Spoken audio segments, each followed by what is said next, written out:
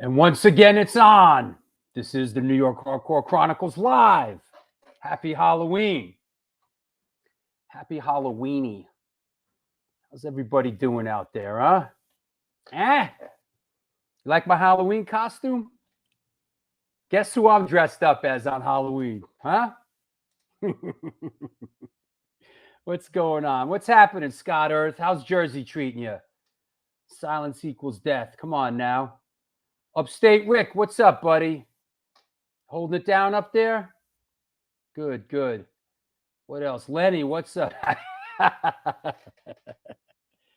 All right. Yeah, you like the best wishes. Figured it was appropriate for today's show, right? Going to get into that New York Hardcore crossover era today with our guest. So, should be pretty great. Hope no one got into trouble late last night. Yeah, hope no. What's up, John?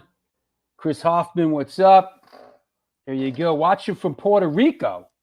Shouting out to all my people in Puerto Rico. That's right. Because you know what? This is the New York Hardcore Chronicles Live, often imitated, never duplicated. Sponsored by New York Hardcore Comics, The Organic Grill, Texas Silver Rush, Chain Reaction Records and Skateboards, DTFM Vinyl Distro, Chacho's Tacos, and come on now, Mark. Since 1992, Generation Records has been a mainstay of the New York metropolitan area music scene. Today, they offer a diverse selection of new and used rock, jazz, indie, hip-hop, punk, hardcore, metal, blues, soundtrack, and reggae LPs, as well as T-shirts, posters, and other merchandise. They buy used record collections and music memorabilia and will pay you top dollar for them. House calls made for large collections in the tri-state area. Call or email generationrecords@gmail.com and follow them on Facebook or on Instagram. Come on now, Vlad. I know you're down there watching, man. I know you're down there watching. Yo, Rick Lopez. What's happening, man? Come on. Wow, they're coming out of the woodwork. Rick Lopez, bass player for Marauder in the glory days. In the meantime, Organic Grill is a vegan restaurant located in East Village in New York City at 123 First Avenue. Featured in New York Magazine, New York Times, and, believe it or not, incredibly, Veg News. Their dishes have won numerous awards. Numerous. Including Best Goddamn Veggie Burger. They make their own cheeses, sausages, and burger patties, and every dish on the menu could be made gluten-free. This year, they're celebrating their 21st anniversary, and they're all about having a great time while enjoying amazing, clean food. They have now fully reopened for business and look forward to seeing you. Get in touch with them. Order some great food at www.theorganicgrill.com. Want to mention a couple of upcoming shows. You ready to hear from the Kingpin himself? Well, be patient. He's standing by. He's standing by. Let's get through this. Let's get through this jive first, and we will bring him on. Coming up this Wednesday, super excited. Our first side trip show with Adam and the Metal Hawks. Awesome young teenage band. These guys are great. Wednesday, November 10th, Andrew Klein from Strife, World Be Free, Berthold City, and War Records. Sunday, November 14th, another side trip show, former tour manager for the Rolling Stones and the Grateful Dead. This guy has an incredible story, Mr. Sam Cutler. And then Wednesday, November 17th, Mr. Jason Bittner from Overkill, Shadows Fall, Flotsam and Jetsam, and Stigmata. So all that's coming up. Should be great. There you go. What else? Yo from Liverpool. Come on now. Liverpool. I've been to Liverpool. Yep. Liverpool. You know who else is? There was this other band that was from Liverpool. I can't remember their name. You know? Can't remember what that name of that band was. Yo, Nicky Bullett's Car Bomb Parade. What's up, bro? Good to see you, man. Hey, Pepe. How are you, bro? You know what? What's up with These guys. What's happening? We got something special going on here. How are you? Yeah, what's up? We have some guests. Who's that? Larry Kelly is here, Uh-huh. and we have Mike from I Hate God. Hey, Mike, what's up, bro? What's up? Hey, Mike, what's up, Drew! bro? Yeah, man, what's up? This is awesome. Hey, Mike, you got to come on the show, man. I can't hear it. We want you. We got to get you on the show. Yeah. Yeah. Unfortunately, we have a. Here, wait. I'm going to pull the phone down. I watch your show all the time. Okay, wait. Can you hear us? Can you hear me, Mike? Can you hear us? Can you hear us hear me? now? Yeah, I hear you. Yep. Oh, I was trying to get you here. Hold on now. Come on, bro. Get it together, Oh, this man. is funny. Help me help you. You can listen if you want. I know. Hey, about that. Can you hear me? Yep. Yo, tell Mike from I Hate God he's got to come on the show. I'll be in touch. Oh, absolutely. Come on. Get it together. This is funny. Sorry about that. Tell Mike I want him on the show. We have a pretty cool. This is funny. Noise. Sorry about the noise, I got everybody. headphones in. There we go. Can you hear me, Mike? I got headphones on. I can hear you, man. All right, yo, you got to come on the show, man. Yeah, I can hear you. Come on the show Awesome. when you get a chance. I want to. I will. I'll watch All it right. all the time, man. Thank you. Have a good show tonight at Irving Plaza. I'll be in this is- touch. I'll reach out to you. There's such a delay here. Yeah. Thank I you. hear. All right. Have a good Yeah, show. please do, man. Thank you. Have a good show. Awesome. All right. Here we go. How about that? Thanks, man. That's a nice I surprise. appreciate it. That was a pleasure. Good. We'll get him on. No, I was just Absolutely. Yep. Never know who you're going to meet walking down the street. Yeah. Yeah, that's right. It's tonight here in New York City. That was Mike from I Hate God. They're playing Irving Plaza. I think it's I Hate God, Napalm Death, and Guar, right? Guar and Napalm Death. Right. Guar and Napalm Death. Yeah. All right. Oh, yeah.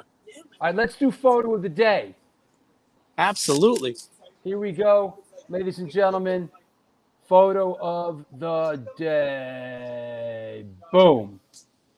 There you go. Boom. You know what I like about this? Homegirl on the left is rocking the Leeway shirt, Born to Expire. Oh, I like look at that. Yep.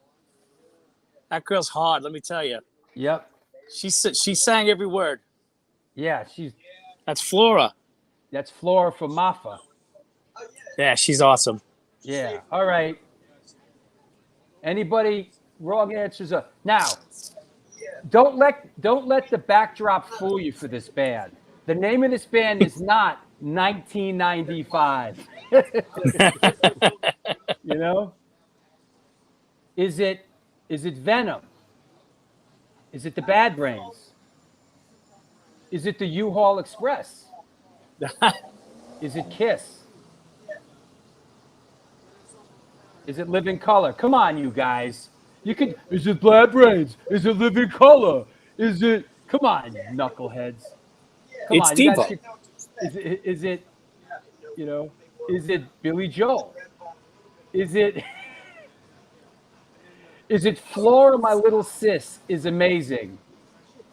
Yep. Women in the Pit. Is it Black Sabbath? The SG Gives It Away. Is it Pantera? Is it Bob Marley and the Wailers? Oh, here you go. Of course, is it 24/7 Spies? Right. Okay. Is it Rage? Is it Seven Dust? I could kind of see that. You know? Is it LOL? This is why Drew runs shit. Is it you too? Yo, you know what?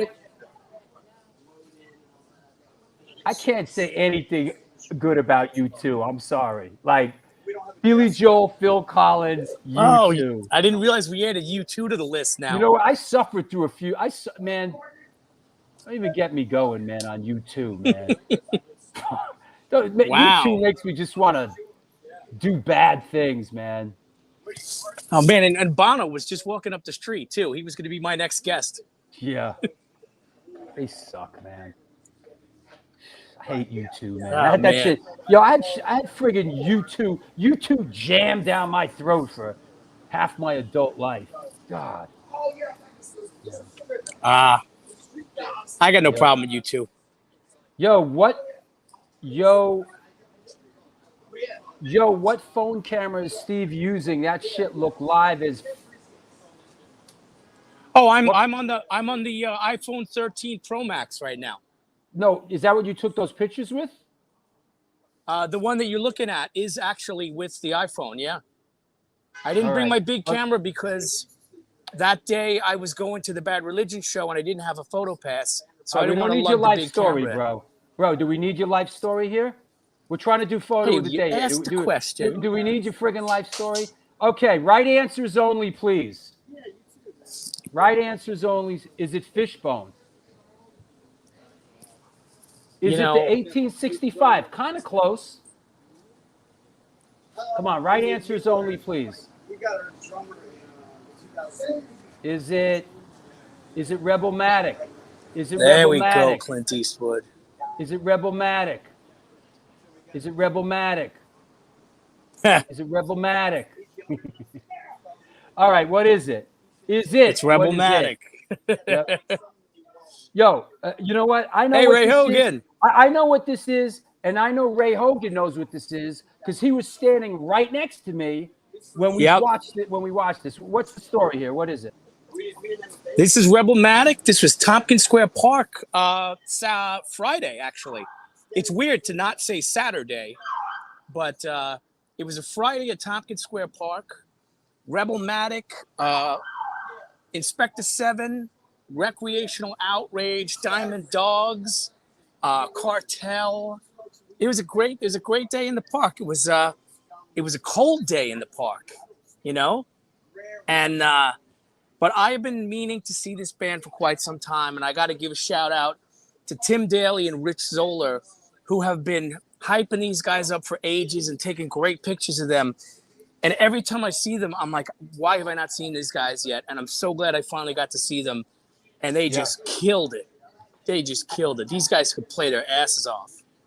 Yeah, man. And listen, I'm going to take this opportunity to jock this band because they were friggin' great. And, Oh, yeah.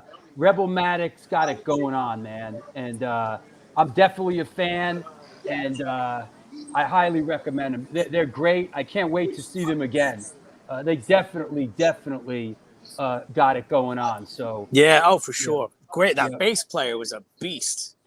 yeah, it was just a great show. And look, Yeah. it's not straight up hardcore by any means. No. But they are funky, and they got a lot of different elements there, and they crush, man. Rebelmatic crushes. I'm looking forward to seeing them again. They're really great. Absolutely. They really took advantage of the pandemic with those pop-up shows they do in Brooklyn all the time, you know? Yeah, I gotta get them into one of our Absolutely, yeah. But they're really, one of really our, good. one of our matinee shows. We got to get them. They got to, and we've been working on it. It's hard. They're gonna go out on tour, but we're gonna make it happen, man. Awesome. All right, listen, I'll let you go to your rock and roll show down there, man. That's it. Yeah, I'm gonna head up to Irving Plaza later on today, do some shooting, and well, where are you now that you just ran right now some we're lights? right on the corner of Union Square. With Irving is right up on the next corner.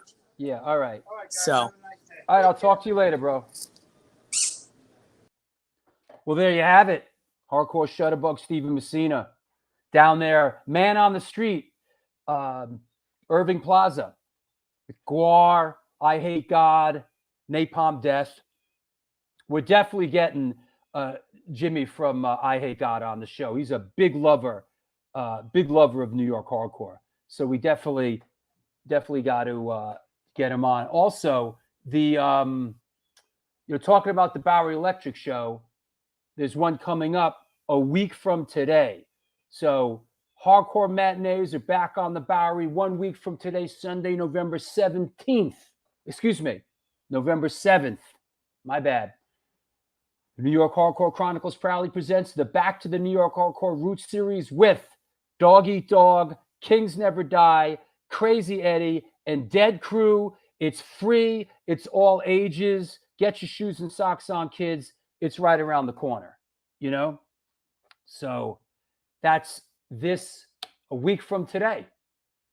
How could we lose with the stuff that we use? It's the New York Hardcore Chronicles Live, and we are sponsored by New York Hardcore Comics, The Organic Grill, the Texas Silver Rush, Chain Reaction Records and Skateboards, Chacho's Tacos, Generation Records, and DTFM Vinyl Distro. It's a record store that specializes in underground music, punk, ska, hardcore, metal, and more. Located in the heart of Fargo, North Dakota's Industrial District. Shop in person or online at www.dtfmvinyldistro.com, where the motto is Death to False Metal. Also, while we're at it, how about New York Hardcore Comics? Opened in 2013, selling comic books, punk rock, and hardcore memorabilia, toys, statues, skateboard decks, tapes, vinyl, and all things horror. Speaking of horror, you know what? Here's something cool. Let me post this up in the middle of this sponsor drop. And all things horror. We love helping bands push their demos and new tracks, so please stop by and drop off your new music. We have in-store events like Magic the Gathering and Warhammer tournaments, plus meet and greets with bands and some live performances. Open 7 days a week and shipping worldwide. Find us online through Instagram, Facebook, Twitter, and eBay. Located at 117 Main Street, Dobbs Ferry, New York, and NewYorkHardcoreComics.com. You know what? Before I go back to that and explain what that is, you know, speaking of New York Hardcore Comics, I'm doing a book event signing there. And I know I have the flyer somewhere. Here it is. Doing a book event signing there. Hopefully, I'm going to have a few books left because they're friggin' selling out. When is it? Saturday, November 7th, 13th. Boy, what's wrong with me? Up at New York Hardcore Comics, I'm signing the book. Where is the book? Well, it's around here somewhere. Actually, there's boxes and boxes of them in here right now. Saturday, November 13th, I'm signing the New York Hardcore Chronicles Volume 1, 1980 to 1989. From 3 to 6, and then there's a show right after. So if you're up that way in Dobbs Ferry, New York, come by. All right. I'm sure you're wondering what this is. This was sent to me by Mark from Generation Records. He told me that this is a old orange vinyl copy of Sam Hain. He plays it. He just breaks it out for special occasions. Of course, Halloween being a special occasion. And he told me like this pressing of this goes for quite a bit of money now. So I think he said it goes for like $1,000. Anybody out there know about this sort of stuff? This is a rare item, apparently. Sam Hain, orange vinyl. Yep. That's it. I remember Halloween, candy apples and razor blades. Well, I remember Halloween. Yeah. All right. That said, let's clear the deck and let's bring our guest on. All right. Yeah, Paige, where's Bob Rowley? He would know. I bet you Bob Rowley has like 5 of them, right? Friggin' guy. Let's clear the deck. Let's bring our guest on. Come on, it's Halloween. Let's do it up. You know? Here we go. Here we go. Yo, let me just make sure everybody's okay. Misfits did a Halloween song. Yes, they did. Yep. Here we go. Today's guest is a singer-songwriter hailing from the hotbed of New York hardcore activity. I'm talking about Astoria, Queens. Since 1985, he's known for his work with the band Leeway, an integral part of the 1980s New York hardcore and crossover thrash scenes. Please welcome, coming at us from All Star Studios in Hoboken, New Jersey, Mr. Eddie Sutton. Hey! How are you, buddy? I'm all right. What's cooking with everybody today? All right. Thanks for coming on, bro. No, thank you for having me. I appreciate it. I really do. It's Halloween. Let's take a walk down memory lane. I didn't get a chance to get any pumpkins. I didn't get a chance to go to the Spirit of Halloween store. I didn't get to do any of that jazz. Well, listen, obviously you're on here with a whole bunch of people that love you, bro. And from around the world, man. People are really excited to see you and hear from you. I know it's been a little while, man. You've been a little bit, out of the spotlight. Like, what's the latest? Since the pandemic, what bring us up to speed? Well, the pandemic, obviously put a crimp in for everybody. And, so as it started and we went through the first 8 to 10 months, I just hunkered down and, chilled out in Virginia. And I focused on, working on my green thumb, if you know what I mean. And, we got to shout out Joe Bruno, Astoria's finest. Hey, Joe. How about that? You made a great surface. Go ahead. That's a face. Yep. And, so this year I just finished harvesting down there and trimming everything up because it's been legal as of July 1st. You're allowed to grow up to 4 plants. And, as long as they're labeled and they're kept far away from children or anything like that, it's all good. So this was my first legal grow after doing guerrilla growing for well over 10 years.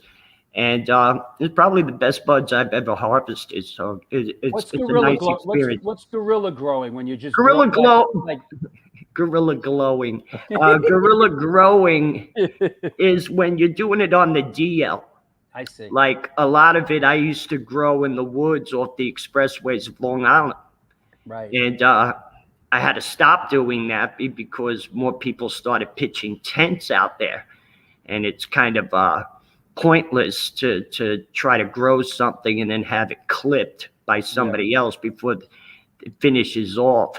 And, and then you have the other things. You have also pests, if they smell a domestic animal, the raccoons and all the other predatory types and scavengers will dig them up, But it was a great way to learn. And strains and genetics have gotten so much better. And, organic nutrients and, just finding the right time of year to start and the right time of year to finish, you got something going on. Cool. I mean, there's so many names out there now for this shit. You know what I mean? I guess I'm going to start my own strain, call it the kitchen sink. And, let's not do the deep dive into the health stuff yet. We'll circle back to that. But am I making a fair assumption that smoking grass kind of helps with the cancer thing? It does. It makes me choke my ass off. But, it's better than smoking cigarettes at this point in my life. Yeah, definitely. You were a big cigarette smoker, if I remember correctly. My whole life. And, it's been such a challenge. And, sometimes I'll end up relapsing, but I nip that shit in the bud right away because maybe I don't cough and choke on it like I do marijuana, but it's just not good for me, I mean, you were such a smoker. Like I have this, here's a shot of you from the 90s and you got a cigarette in your hand, Yeah. Yep. And that boyish face is gone too, thanks to the smoking. You're right. And as I go through this, I want people to just learn from it because none of us are getting any fucking younger, Yeah. And these are the obstacles a lot of us are going to be going through as we reach this threshold of our lives. I mean, we're getting past middle age. Some of us are even kicking on senior citizenship. Lee Ving played on the West Coast the other night, and some kid had the nerve to throw a full fucking beer at a 70-year-old man. You know what I mean? This guy broke all the ground 45, 50 years ago for you to be the punk-ass jerk-off you are right now, and you have the audacity to disrespect him because he's some fucking tired old man to you. You know what I Welcome, mean? welcome to hardcore, man. It's now in this new age of hardcore and punk. It's unbelievable what goes on. It's And like it's not just what he people- did in music. You know what I Yeah. mean? Like he was in movies like Flashdance, and he did all this other stuff. Hey, yo, Hoya checking in, man. What's up, Hoya? Hey, Pop, what's cooking? Yeah. Yeah. Yeah, I brought so much swag that I can't even find it anymore. Yep. Yeah, you know, it's real true, man. And I don't want to get into particulars, but it's the kind of disrespect. It's almost like the thing to do is just be disrespectful to people. I deal with it all the time, man. And you know, I just forge ahead and do my thing and keep it positive. And you know, when people are out there chirping and carrying on, man, they ain't doing shit. You know, they're just carrying on. And No, it's a mental health issue. They need to see a professional, maybe find a medication that works right for them. You know, because, you know, I understand that's part of growing up. It's a rebellious side of us and everything. But when you're in your mid to late 30s or in your 40s and you're still talking all that bullshit, you know, obviously there's a more deep-rooted issue going on. You know, it's not just talking shit and thinking you're a clever, you know, jackass. And this is why I hate a lot of the slogans that are used in our music thing. Know your roots as being one of them. If you knew your fucking roots, you wouldn't be throwing a beer at Leeway. yeah. You know what I mean? It's as simple as that. It's cut and dry. Hey, let's how did you come up, man? Did you grow up in a musical household? How did music come into your life? Yeah, I mean, obviously my mom was turning me on to R&B and show tunes, you know, but my first album was Jackson 5's ABC, and it was something I really wanted to be a part of very early on. But when I first got turned into this music in around 81, I didn't know if it was really for me because I wasn't head into it, just that music, you know what I mean? Because all these different styles of music, all the branches that were out there available in 79, 80, 81, I listened to all of it, as well as the breaking of rap. And we're not talking about like, you know, Sugar Hill Gang, Rapper's Delight, but the scene that it became much more later on. I wanted to try to be a part of all of this, including metal. So I didn't know if really, you know, hardcore was for me. But then I got to understand the aesthetics of it a bit more. And it was a place where you were supposed to take your moment and do something with it and establish your own style, not ape and try to, you know, be somebody that's already done something. You know what I mean? And that's really what I tried to do, you know. And you and I we're pretty much the same age. I'm a couple years older than you, but you know, we've mentioned this on the show a lot. Growing up in New York in that era, the radio, like FM radio, was so lively. There was so much great radio in New York City back then. What about AM radio? Yeah, AM radio. Yeah. Yep, absolutely. Lundy. Right. You know what I mean? And all that. And you grew up, you know, in Astoria, Queens, and it turns out like Astoria, Queens ends up this real hotbed of New York hardcore activity. Ooh. Whoa. Mom. You got the same Put ring Mom as me, on bro. pause. Mom, I'm on the air. Go ahead, I'm listening now. What were the first hardcore bands, music you got exposed to in Astoria? It was a combination of things. Obviously, I already heard of the Ramones and the Sex Pistols and stuff like that. But you know, a lot of Why don't you West turn the Coast- volume down? That might. That's what I was trying to do the first time.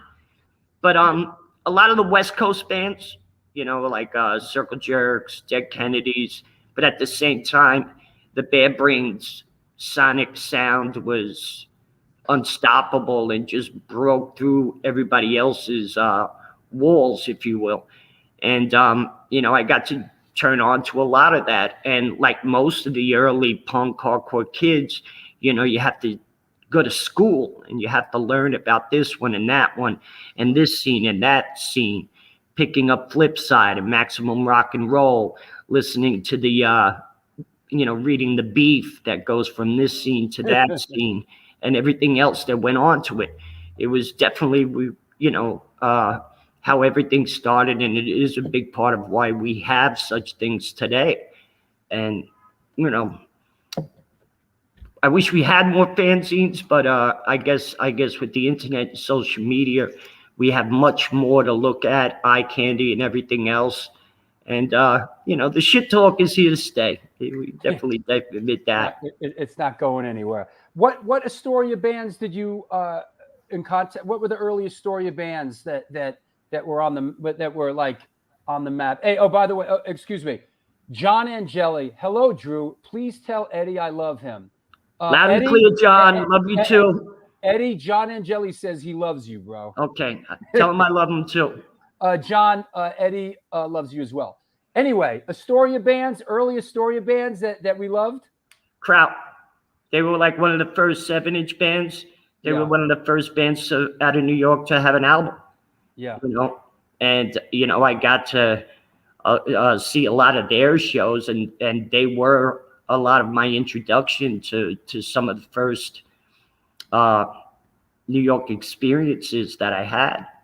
Like especially that first Rock Against Racism show that was in Central Park. Everybody's wearing, I guess, Salvation Army. Was that the one? Was that the one at the band shell? Yeah, there was 2 of them. There was one, and then the next year, I remember they. Hold your horses. You would be Damn, I'm good. You would be talking about this. Set it up.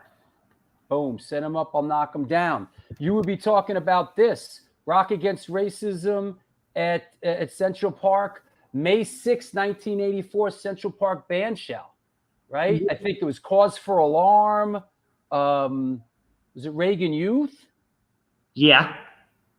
Or it might have been the one after that, because they did them back to back. And I remember a lot of the LES kids that was squatting, that were a very big part of the scene at the time, ran off with one of Dana Beal's logo at the back of the band shell.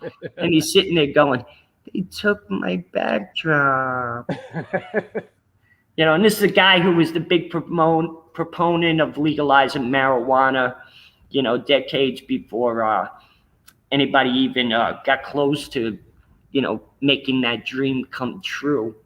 But those are the experiences that I hold dearly to. I found another one. Wow, these are smoking, man. But I was wondering if that even existed, if there were flyers from back then.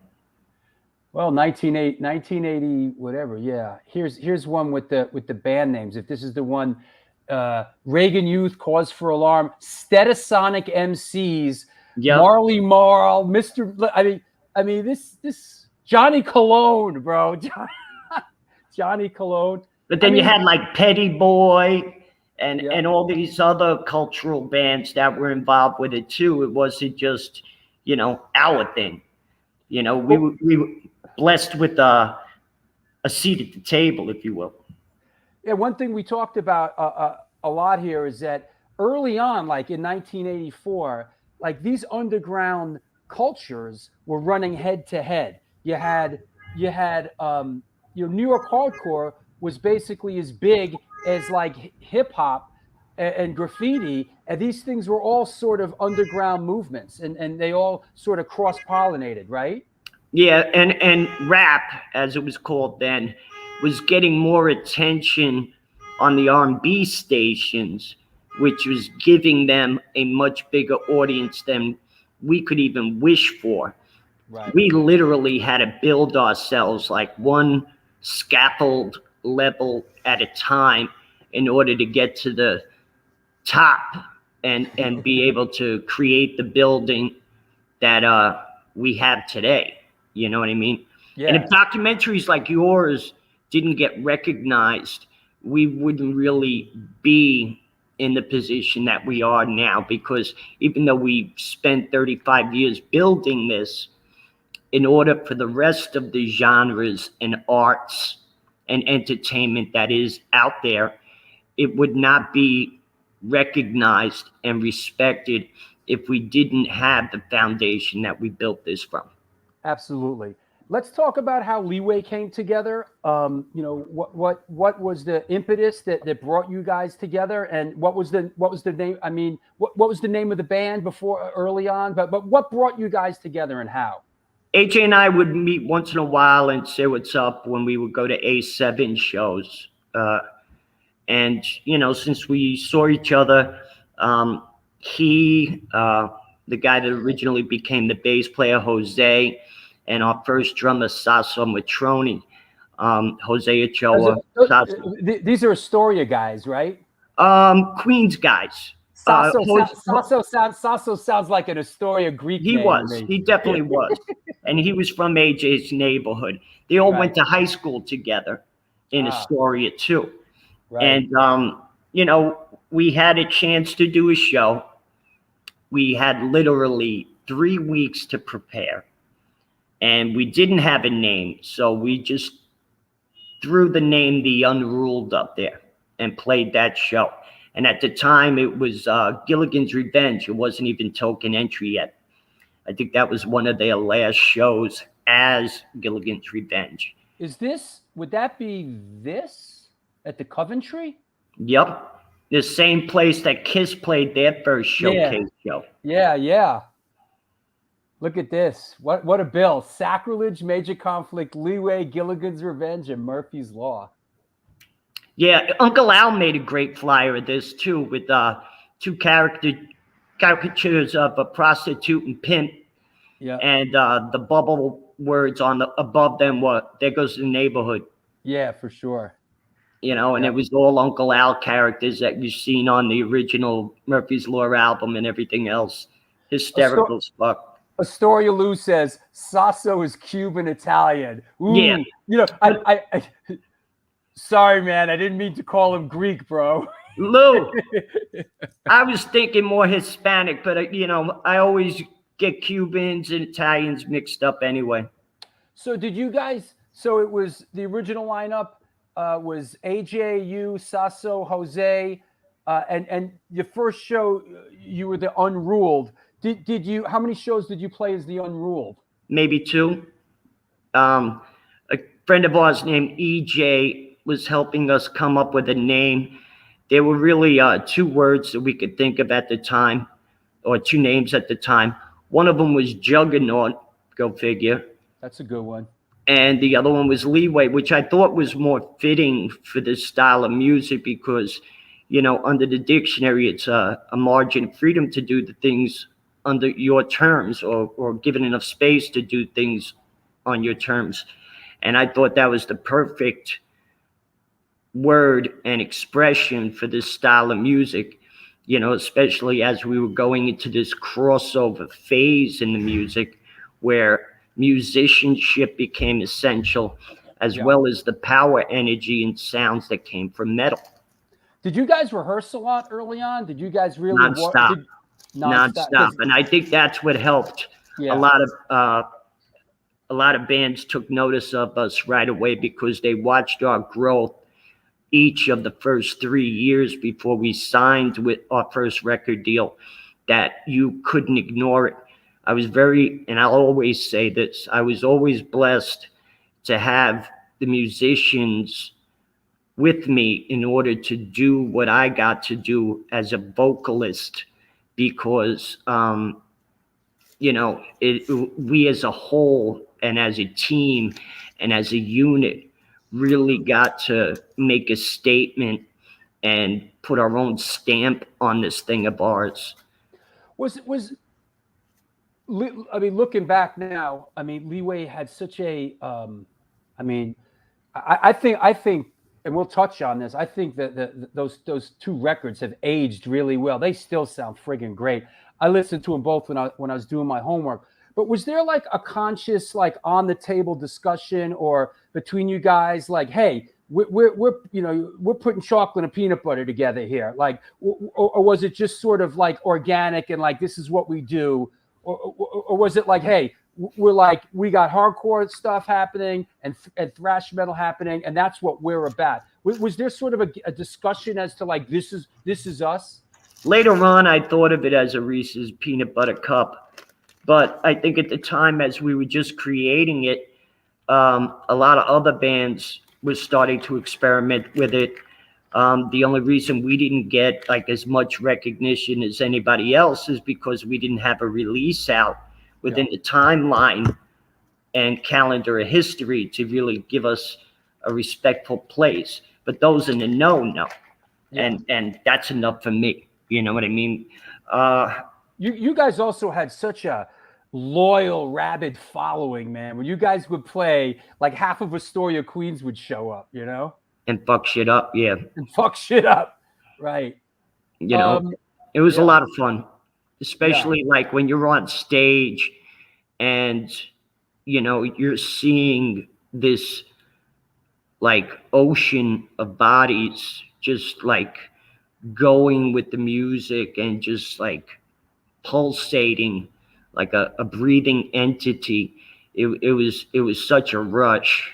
You know, it's probably why I got into drugs later on, because I wanted to capture that energy off that stage like you wouldn't fucking believe. But when you're just 23 and you're experiencing that and you're getting to be the person on the mic causing such energy, I mean, there was nothing like it. There was just nothing like it. Absolutely. You know, I didn't give a fuck that I was some arena rock band. Like the fact that I could do this with, you know, 1,500 people at the Ritz, I was happy. I saw a couple of those Ritz shows, man. I remember one. I was talking to Story Lou about it. I remember seeing you guys play. I don't know. I know you played the Ritz a couple times, but man, I saw one show where you guys just came out and just destroyed the planet Earth, bro. It was really something to behold. Let's talk about the Enforcer demo. Was this the first? Is this the first demo, or was there a little something before this? There was a second. There was a demo before this. Enforcer's actually our second. Right. The first one we did out of a studio in Rockefeller Center, and it was really like a gift from Sasso's dad. Nice. Good old see, Sasso comes through. Who knew? And you know, we were given like, I guess, about 90 minutes to do our thing in a real like sound studio that, you know, all the NBC people worked out of in the golden era of radio and everything else. And you know, it wasn't anything we were really proud of. But by the time, Enforcer came out, and as we were writing these songs, we were starting to really get our niche, if you will, and we were starting to make that sound and being able to not just show our progress in recording, but we were able to also match the energy live with what we were recording. And that was like, you know, the beginning of what we were doing and really standing out. Rest in peace to Sasso's dad, who passed away on 9/11. Oh, yeah. Yeah, we lost a lot of friends from Astoria Park South on 9/11. Yeah. Sasso has a big underlying theme. So was this still the original band here on this at this point? Yes. Yeah, okay. That makes sense. It'll be about within a year. Gordon Ansis will become our second guitar player. Okay. And Zowie comes in, and then I have a clip. Let me see if I can play this clip here. I've been downloading. I wanted to open the show with it, but let me see if we could play a little bit of this clip. Let's see what we got here. This is from 1988, May 1988. At CBS.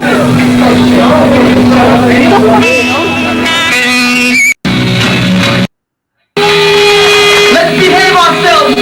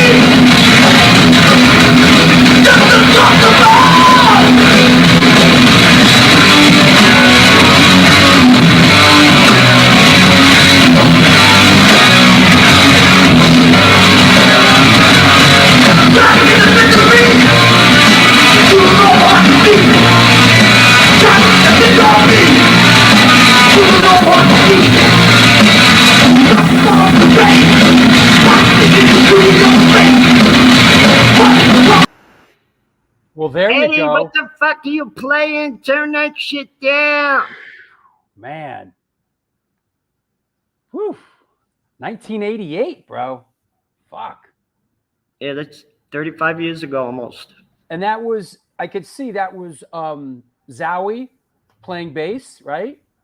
And is that Gordon playing guitar? On the other side, yeah. After he left AF, he joined with us when he was closer to being 18, I guess. Oh, actually, no. Gordon left. That's Mikey by then, because Gordon left before we signed with Profile. And who was playing drums there? Would that be Mackie? No, that would be Tony Fontal. That was the Brazilian guy who was on Born to Expire. That probably was his last show, to be perfectly honest, because he was expecting us to be on NTV at that point and making serious coin and all this other shit. Right. And, it was just unrealistic. Welcome to reality, bro. Yeah. You know, Chip Love, man, the untouchable Leeway game changers. Some of the best times in my life watching this man rip shit. Love you, bro. Salute. Chippy. Hello, Love. Mr. Wolfson. God bless you, laddie. Yeah, man. So you guys get some momentum happening and start playing shows like Super Bowl Hardcore #3 at the Ritz at the original Ritz, right? Yeah, that one I'll never forget. I was in jail for over 3 days before that one. They let you out to do the show? More or less. What a bill. This is the sickest. This is a bill like this is like the sickest. This could be the sickest New York hardcore bill ever, man. And you know, all these bands were up and comers at this time too. It's just crazy, like where their position is today, and you know how I'm in the bottom of the Eastern Division standings now myself. Yeah. every band, like really, there's no band on this bill that you're sort of like, who was that? Like, whatever happened with them? Every band, you know, sick fucking show, man. And yeah, and so were a lot of those Rock Hotel shows. You know what I mean? What's that? Say that again. So were so many of those Rock Hotel shows with those types of lineups. Not just the metal shows that were a little bit separate, or the metal shows that kind of merged with a lot of the hardcore bands. Like I remember playing with Overkill, for example. Yeah, yeah. You know, Chrome Eggs playing with Venom. I remember you guys plays with Flotsam and Jetsam, right? Stuff like that, right? I think we did that as a Ritz Christmas party. Yeah, okay. If I remember correctly. So we're talking about Rock Hotel a little bit and about those Rock Hotel shows. And that sort of segues into you getting involved with Chris Williamson, who, strangely enough, I saw in my neighborhood the other day and I was talking to him. I'm trying to get him on the show. Yeah. And, you know, he gets involved with Profile, starts a boutique label called Rock Hotel Records, and you guys put out this iconic record. Could you give us the background of this? How did you get involved with Chris, and how did this come to be? I guess Doug Holland has a lot to do with that because Doug already left Kraut. Mm-hmm. He was with the Chrome Eggs. After Doug turned me on to the Chrome Egg demo, you know, they were one of the first bands that Chris signed, as well as Murphy's Law. He signed Motorhead from the Orgasmatron album and did a deal with reissuing everything else before then. And Chris had him come down and see us open up the CEO Corrosion of Conformity one night. And from then on, you know, we had ourselves a patron saint in position at a record label that wanted to help us get to the next level. And I think, hold on, I just found that. Hold on, let's see. Would that be this? Could be. Hold on.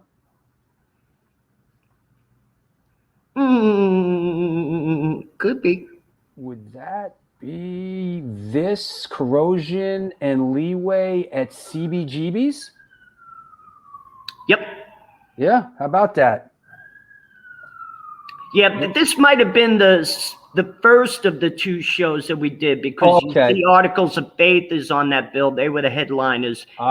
This might have been our first CB show. I don't know the exact calendar year of it, but there was 2 COC shows that we got to do. This is February 16th, 1985. So yeah, it's a little early, right? Yeah. Yeah, that makes sense. Okay, so back to the, the great Born to Expire. Go on, tell us how it came together. A lot of the songs when we signed the deal and went into the studio in November '87, a lot of these songs were already 3 years old and people were familiar with them. But, Gordon was gone, so we had Michael Gibbs come in, quite the prodigy, teenage guitar player from Maspeth area, Middle Village, Queens. Zowie knew of him through his sister, who was tight with Zowie. Love you too, Claudine. And, me and AJ, and Tony was still with us at the time. And we were able to put in this time and rehearsal before we went up to Rhode Island to do what we did. You know what I mean? And this was thank recorded, God that we had a budget to do what we did and be able to have this posthumously for history. This was recorded with Tom Soares up at Normandy Sound, right? Yeah, and I know you're gonna have him on soon. So that was the score, my right? love and respect to you, Tom. I hope you're doing well. Yeah, we'll get Tom. I want to put it out there. Yeah, I'll wait till after the next one. Well, why not? I gotta say that re-listening to the material, man, I gotta say that Michael Gibbs is really the secret weapon here, man. He really brought it to the party, man. He really was the element that really made Leeway somewhat unique. Let me break it down for you so you have a better understanding.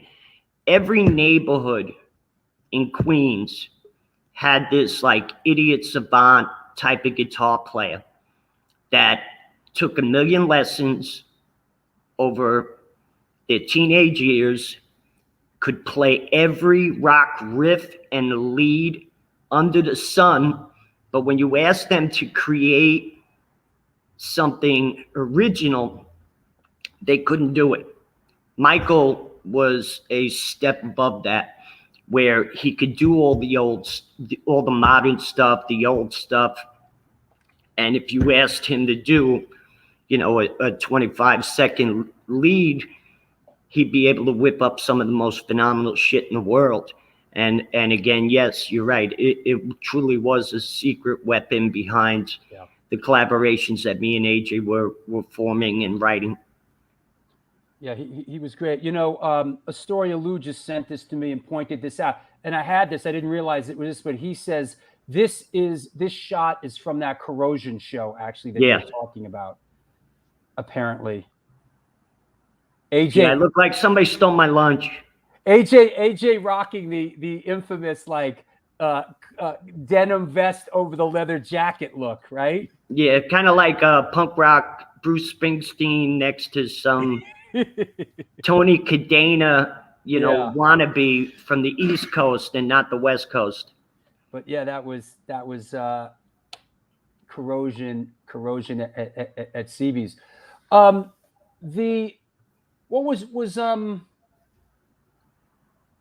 Desperate Measures was 88, 89? January 80. All right. Born to Expire recorded November 87. No, I'm sorry. Yeah, Born to Expire. That's what I meant.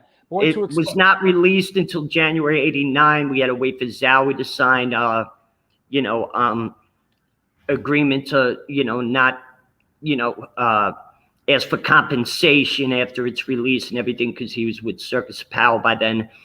By the time we were ready to record Desperate Measures, by the time Born to Expire came out, Desperate Measures was written already. It was just sitting.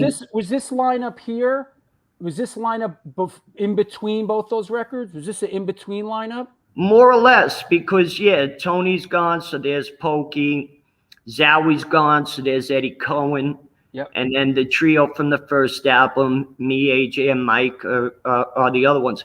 This is like a service bar backstage at the Ritz, but not backstage in the Ritz, the VIP area at the Ritz. You know, I was wondering about this because there's a Cro-Mags picture of them. You know, I was looking at that and I was like, that looks really familiar. There's a Cro-Mags picture of them in front of that same thing somewhere. Yeah, it's the VIP area, which was off to the side at the Ritz. It wasn't where the two, headliner and support dressing rooms were. Got it. Let's see, do I have that? Yeah, there's a couple of shots of those guys kind of right next. Let me see if I have that anywhere. Hold on. Yeah, that'll take me a while to find. But anyway, so things kind of move forward and leading towards Desperate Measures. Did you guys do this Bad Brains tour around then? Quickness, 89, yes. Yeah. And I remember you guys went out and did quite a tour with the Bad Brains. It was a right? 12-week run for the Bad Brains, but somewhere in the South before we started really getting west, the band went home for a week. I was blessed that, Gary Miller and Daryl invited me to stay on the bus, so I stayed out on the road, which was probably better for me because I started getting into a lot of trouble on my own back home. And, it was one of the greatest experiences of my life to just be going in a full circle through America over a 3-month period before we made our way back home that September. Incredible. Right on. Everybody's sending me tons of shit as the show's. Nobody sends me shit before the show. They send me shit once the show starts. Yeah, when you see the flyer a week in advance, then start sending stuff. Yeah, even selling it. I hear Drew's got quite the budget. But I appreciate it. It's all part of the circus that we do here at the New York Hardcore Chronicles Live. I want to read. I'd always look cooler than everyone ahead of my time. Yeah, look what it got me. Look at the trouble it got me. Oh, she's apologizing. I should put up one of her things that how do you pronounce it? Mirjana. Hello, right. Miss. Love you. Yeah, she's a big fan of yours, man. That girl loves you, man. Great woman. I've known her 30 years now too. Now I'm getting. Hold on. She just sent me something. Let me find that. Let me find what she sent me. Hold on. I know this is probably took place a little bit later, but she just sent me this laminate. I think this happens much later. Maybe we'll visit this later, but while we're hot on it, Dub War, Leeway, and Torque. Is that right? Yeah. That was later, right? Much later. I think I don't know really what the Torque is. I don't remember a band on the tour. Yeah, I sort of they remember. Were part of like one of the country parts of the tour. But Dub War was here, she says it's 94, 95. Yeah. Yeah. Cool. It would be our last European tour until we reunited for 2006. Let's you know what? I gotta take a sponsor break. Let's do a sponsor break. Let me handle this. We'll come back and we'll do album of the week with Sid the Kid, okay? Yeah, give me 5 so I can kind of go ahead. Wash up for a second. I'm all perspiring here. You got at least 5, baby. I'll see you then. This is the New York Hardcore Chronicles Live, often imitated, never duplicated. We are sponsored by New York Hardcore Comics, The Organic Grill, the Texas Silver Rush, DTFM, Vinyl Distro, Chacho's Tacos, Generation Records, and, believe it or not, Chain Reaction Records and Skateboards, located in Lakewood, Colorado, is the Rocky Mountain headquarters for all things punk, hardcore, and metal.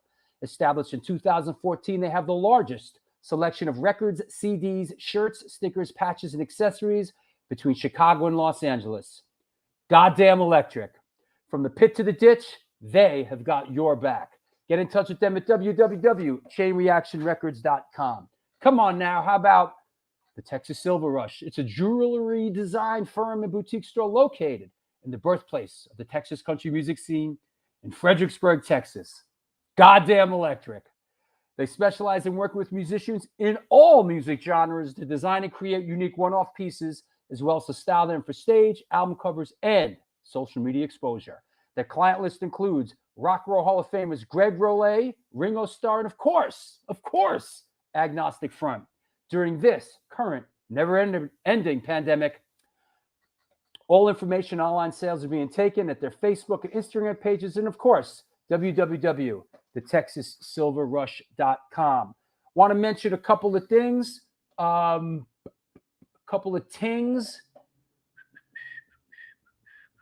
This Saturday, if you are in New York City and you are a fan of this man, JJ French, who was in a band called Twisted Sister, come to Generation Records. I am moderating the book event, and I'm reading his book right now. His book, Twisted Business. I am moderating the book event with JJ. I'm telling you, this is a great read. I'm really enjoying this book. It's really good. Very different, smart guy. If you saw the documentary, We Are Twisted Fucking Sister, JJ French really comes off in that film, and I'm really enjoying his book. So if you're in New York City and you're a fan of JJ French's, or you just want to come by and say hi, I will be there. It is at Generation Records at 4:00 in the afternoon. So come through, be a part of that. What's up, Shorty? What do you say, bro? My man. That's my man. My old roadie. Shorty, you're much more than the old roadie, but you know, you were great, man. Clock's ticking on. What do you mean clock's? Yo, the clock's ticking on you, bro? Yes, Drew, the clock is ticking. All right, hold on. Let me finish this. We got to get Eddie back on too. So hold on. The clock's ticking on Sid the Kid. We gotta get going. I want to mention, you know, there is a Patreon page. Please support this show on Patreon. There you go. Let's get it on Patreon. Want to shout out a couple new patrons. Theresa Coviello, Frank Molina, a.k.a. Frankie Too Far, and Chico, who's back in the fold. All patrons are getting the New York Hardcore Chronicles Volume 1, 1980 to 1989 book for free. Just send me the shipping or reach out. I have the book. The book is shipping now. Now. When I'm done with this friggin' show, I got to start stuffing envelopes. Where's the book? Hold on. I'll show you the book. Hold on a second. Hold on.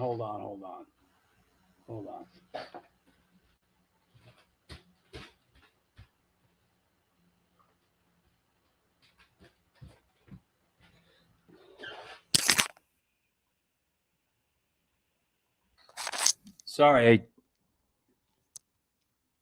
I didn't want you to see me walking around in my underwear. Just kidding. Hey, the book is here. It's the New York Hardcore Chronicles Volume 1. It is here. There's boxes of them here in my apartment. They are being shipped out. If you are a patron, you get this book for free.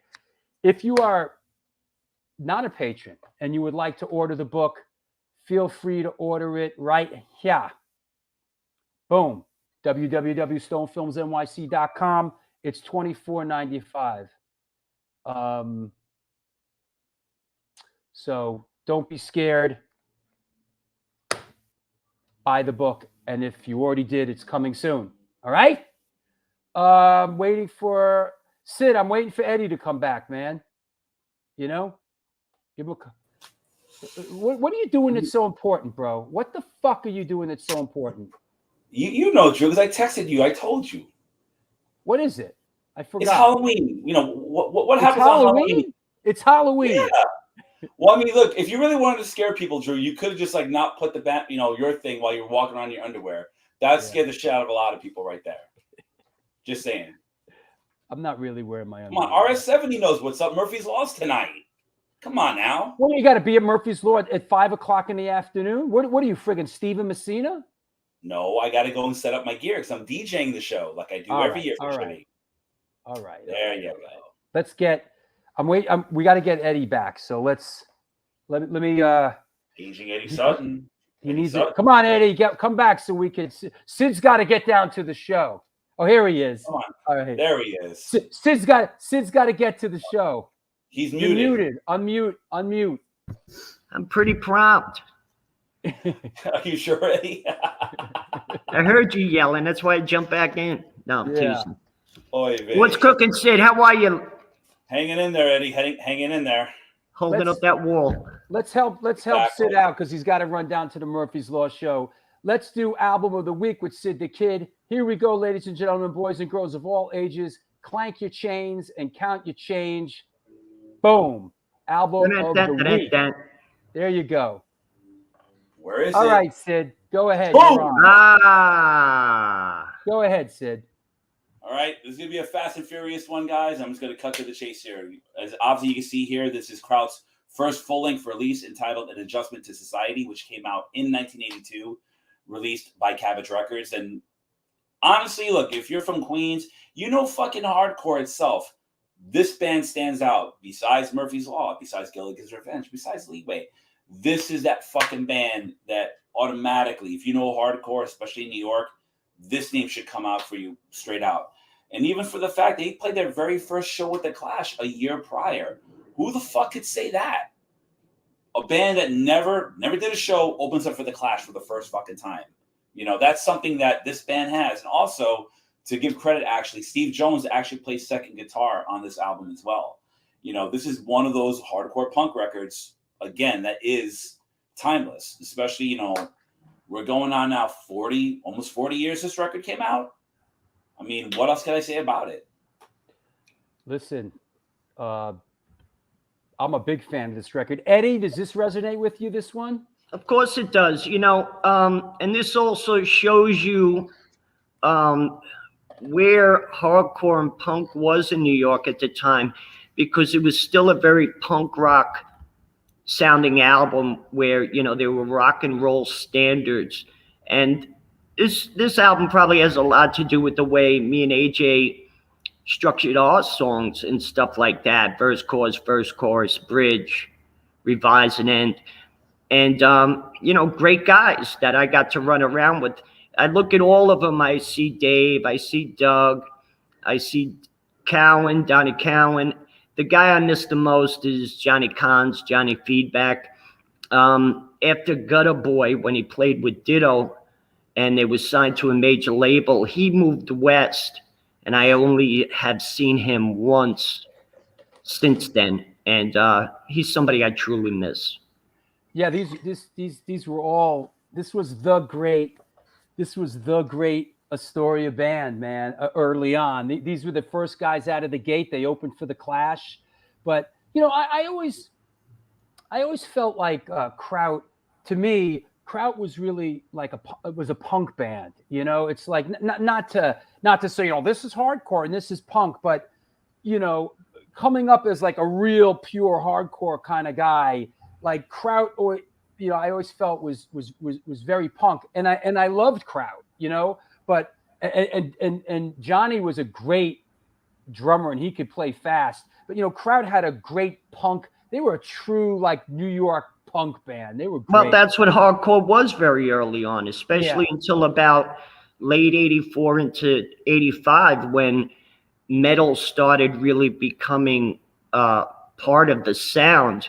You know, if you look at all those A7 bands from back in the day, you know, they were not the hardcore sounding bands that we're familiar with today. The musicianship that Doug and Johnny had, that that anchored this band truly is something of awe, because this wasn't your normal musicianship. The musicianship was just like, put the bass around your neck, put the guitar around your neck, or take a couple of sticks, or grab a fucking mic and just get up there and do it. You've got 25 minutes. Yeah.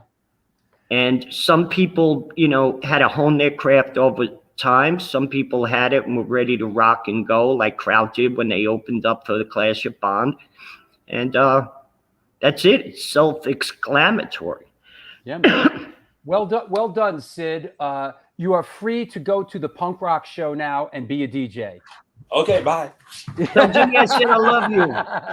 But guys, thank you so much again. Drew, thank you. Eddie, thank you. I always like to yank, but even I got to get the fuck out of here quick. Hey, Tell Jimmy I said I love you. I've been dying to have a beer with him this whole time since, I got diagnosed and everything. And I'm on the round, what's the word I'm looking for? I'm on the backstretch with all this shit, so people will be seeing me out pretty soon. Hey, we got that show coming up November 7th at Bowery Electric. Boom! There you go. That sounds like the one. That show. Sid, you better, get your DJ skills. We're going to need your DJ skills in top form. This show is a week from today. It's free. If it's free, it's for me. Sunday matinees are back on the Bowery. It's all ages. Everybody better be there. Dog Eat Dog, Kings Never Die, Crazy Eddie Dead Crew, playing for free. Yeah, maybe I'll steal a limelight from everybody, but just by showing up. How about that? How about that? All right, Sid. Sid. All righty, have a good one, guys. See you later. That's rich. Happy Halloweeny. Yep. Hey, want to shout out your original bass player who is that's Jose, right? That's Jose Ochoa. Yeah. Shouting out Jose, original Leeway bass player. What's up, bro? Love you, Jose. Shouting out Bob Riley. Bob Riley. Riley, I got a package for you that's going out. It's got a book in it and an Antidote NYHC record. Yeah, you have to clarify. Don't say I got a package going out. Yo, where's my package? Yeah. Jeez. Yeah, but people will start wondering what's in that package. Yeah, let's not go down that rabbit hole, bro. Hey, let's talk about this masterpiece right here. Boom. Now, correct me if I'm wrong, because I remember I remember the lead up to this record. It was this. Am I right? Is it a correct memory that it felt like forever until this fucking record came out? Probably because, like I said, Born to Expire was recorded in November 87. Didn't get out until January 89 due to legal, I's and T's needing to be crossed and releases signed. So when this came out in 91, I can understand why it felt that way. I remember hearing it. I remember you playing it for us. I mean, I remember we were. This memory I have is New York shows we were playing this as early as '89. The rest of the country just didn't get it until it was released. You played the actual record, like we were outside the Cat Club, it was in someone's car. We were standing there listening to it, and then it felt like half a year before the damn thing came out. Yep. That was kind of like the MO with Profile. Everything would get done, but then it would take forever to, set it up and knock it out of the park if you, kind of want to say it that way. And this cover photo was taken, of course, with the Dead End sign there. For those that know, this was at the place we all used to hang out back then. It was a scrap bar. Exactly. Michael Levine was the photographer for this. At that time, Michael Levine was a very up-and-coming photographer and artist, and then became bigger and even better things after this. Yeah, I listened to this, man, getting ready for the show, and wow. I want to read a quote here. Leeway are often credited as being one of the most influential and exploratory bands to emerge from the New York hardcore scene. Guitarist and songwriter AJ Novello said of their career, quote, "We might have helped open up a can of worms by bringing suburban metalheads to shows. Years later, it kind of ruined things in the scene, but I can't say I have any regrets." Does that make sense? Somewhat, and then no at the same time. Mm-hmm. Like, I guess we all have our own particular opinion and the way we want to phrase it and everything. But by the time Born to Expire came out, this music scene wasn't even a decade old just yet. We were still defining ourselves. We were going into this Renaissance wave that brought a lot of the musicianship and sounds that came from early or underground metal from the 80s. But we also didn't lose, our core roots and beginnings from this, between the slam dancing and stage diving. We called it dancing. We didn't call it moshing. Yeah. You know what I mean? I never really liked that word. That's for reggae. That's how you stomp to tunes. You know what I mean? Whether it's dance hall, Mosh it up. Yeah. Mosh it, and things like that. And no disrespect to Jimmy, because I know he liked the word, but he also used it because it came from reggae and the Bad Brains, not because, mosh pits are cool. You know what I'm saying? Yeah. Like, because people are now going to Metallica and during Injustice for All and going to the mosh pit. You know what I mean? Like, I don't care how many thousands of kids are in that mosh pit. Try surviving a CB's dance floor. You know what I mean? Like, don't give me this Nassau Coliseum, party boat y'all are fucking riding on. Yeah, well, you know how this world is, man. They take our little thing or your little thing, and they, it gets repackaged and spit back out, and so. New York was always like the place to draw influence and to, doll it up and make it your own. Let's not forget, punk rock came from the 70s bands like the New York Dolls out of New York and Richard Hell. And then McLaren marketed that for his dress shop and got the Sex Pistols to be the most outrageous thing to ever hit the industry. But then we came back with American hardcore. And yes, hardcore is American, just like punk rock was American with the Ramones and the New York Dolls. Absolutely. And then here we are again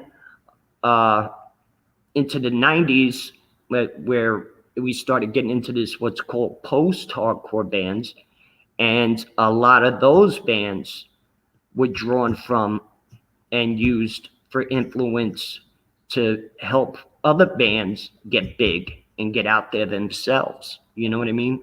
Absolutely. So there's been three waves of biting, if you will, Paulie Porkchop, this is very appropriate being I just put this photo up, says, I saw Leeway at the Lemoore last Thrash Bash on 5/3/91, the first time they closed. It was Cro-Mag's reunion, Leeway, Biohazard, Repulsion, White Zombie, and more. Memories of Lemoore in Brooklyn. Now, this photo that I posted before he even posted that, this photo is by Easy Ed Esposito, and this photo is from Lemoore's. Any Lemoore's memories? Yeah, I remember like standing over that lip like I am now and having some guys look at me with the most stoned face. And then as soon as I would get very close to them, bang, they would punch me right in the fucking face. I remember those memories. Shit. But that was all right. After that happens, you kind of take it back and then you point a finger and it gets handled. Yeah. That guy right there. Yeah, for sure. So, relaying to the profile thing. Here's a quote by Michael Gibbons, says, the label did no promotion. They also had no proper accessible distribution of the album. Not to mention, they didn't give us tour support, and they had really low recording budgets. It was just a horrible record deal. Unless you were Run DMC or Rob Bass, it was a rap label that experimented with signing 3 hardcore bands, Cro-Mags, Murphy's Law, and Leeway, and a metal band called Wargasm, then did nothing for any of us. So how in the world were their artists supposed to generate income for the company, let alone themselves? Well, 20 grand in 1989 was a pretty phenomenal budget. Right. Even though there wasn't much support behind that. Chris Williamson was able to get us that tour with the Bad Brains with Anthony County. And thankfully that the Bad Brains, took us under their wing and put their arm around us. All those things contributed and helped for us to get on such a tour. And here we are, we're in the West Coast. There's big ads in the newspapers to go get the new Leeway album. You go to the record store, you go to Tower Records in San Francisco, it's not even in stock. Yeah. You know what I mean? That's a drag. And here I am, I'm going to the studio. I'm an emotional mess at this point in my life, like around 92. And I would go there and I would get so angry that I would well up and get upset. And, and guys like Gary Peeney would just sit behind their desk with this big friggin' smirk, laughing like it's all a big fucking joke that, here we are, we're putting our lives on the line to create this music and to get out there. And to you guys, it's all a big fucking joke, the way you go out to dinner. And if you use the name Leeway, you could write that dinner bill off to our promotion. You go into the mailroom and guys who become executives to another planet later on are talking shit about every band, including Run DMC. But when the band and the artists show up at the office, their head's so far up their fucking ass that it's insane to watch. I remember when I worked with Run DMC, whenever they referenced Gary Peeney over at Profile, they called him the Devil. He didn't even have a name. He was the Devil. Yeah. They friggin' hated. Hated. Run DMC got stuck on that label, man, and they never got him off, man. I know they fought and fought and fought, and every time they fought, somehow Profile had bigger clutches on them. Yeah. At the end of the day, every litigation, every battle they went into, somehow, some way, they found themselves deeper and more stuck and mired into that label. It was crushing for Run DMC because they saw, Joe saw his brother Russell Simmons and Def Jam blowing up, and they were stuck on that friggin' crappy ass label. Here's the thing too. Like Raising Hell is such an iconic record. Maybe it was good that Profile wasn't really putting much money into them and promoting. They were self-promoted at that point. Because then they would have had more to try to cheat and ride off on them over that time. At least they had their publishing, as long as, actually they had half their publishing. I don't want to really give up information here, but when we signed with Profile, it was their standard contract. And as you sign that contract, you were also signing away half your publishing. Yeah. I mean, that's how we learned. We didn't have lawyers in our families like some of these metal bands. We didn't have any business, skills or anything. We were just fucking doing it. We were going to class, learning as we went along. You know what I mean? And it's as simple as that.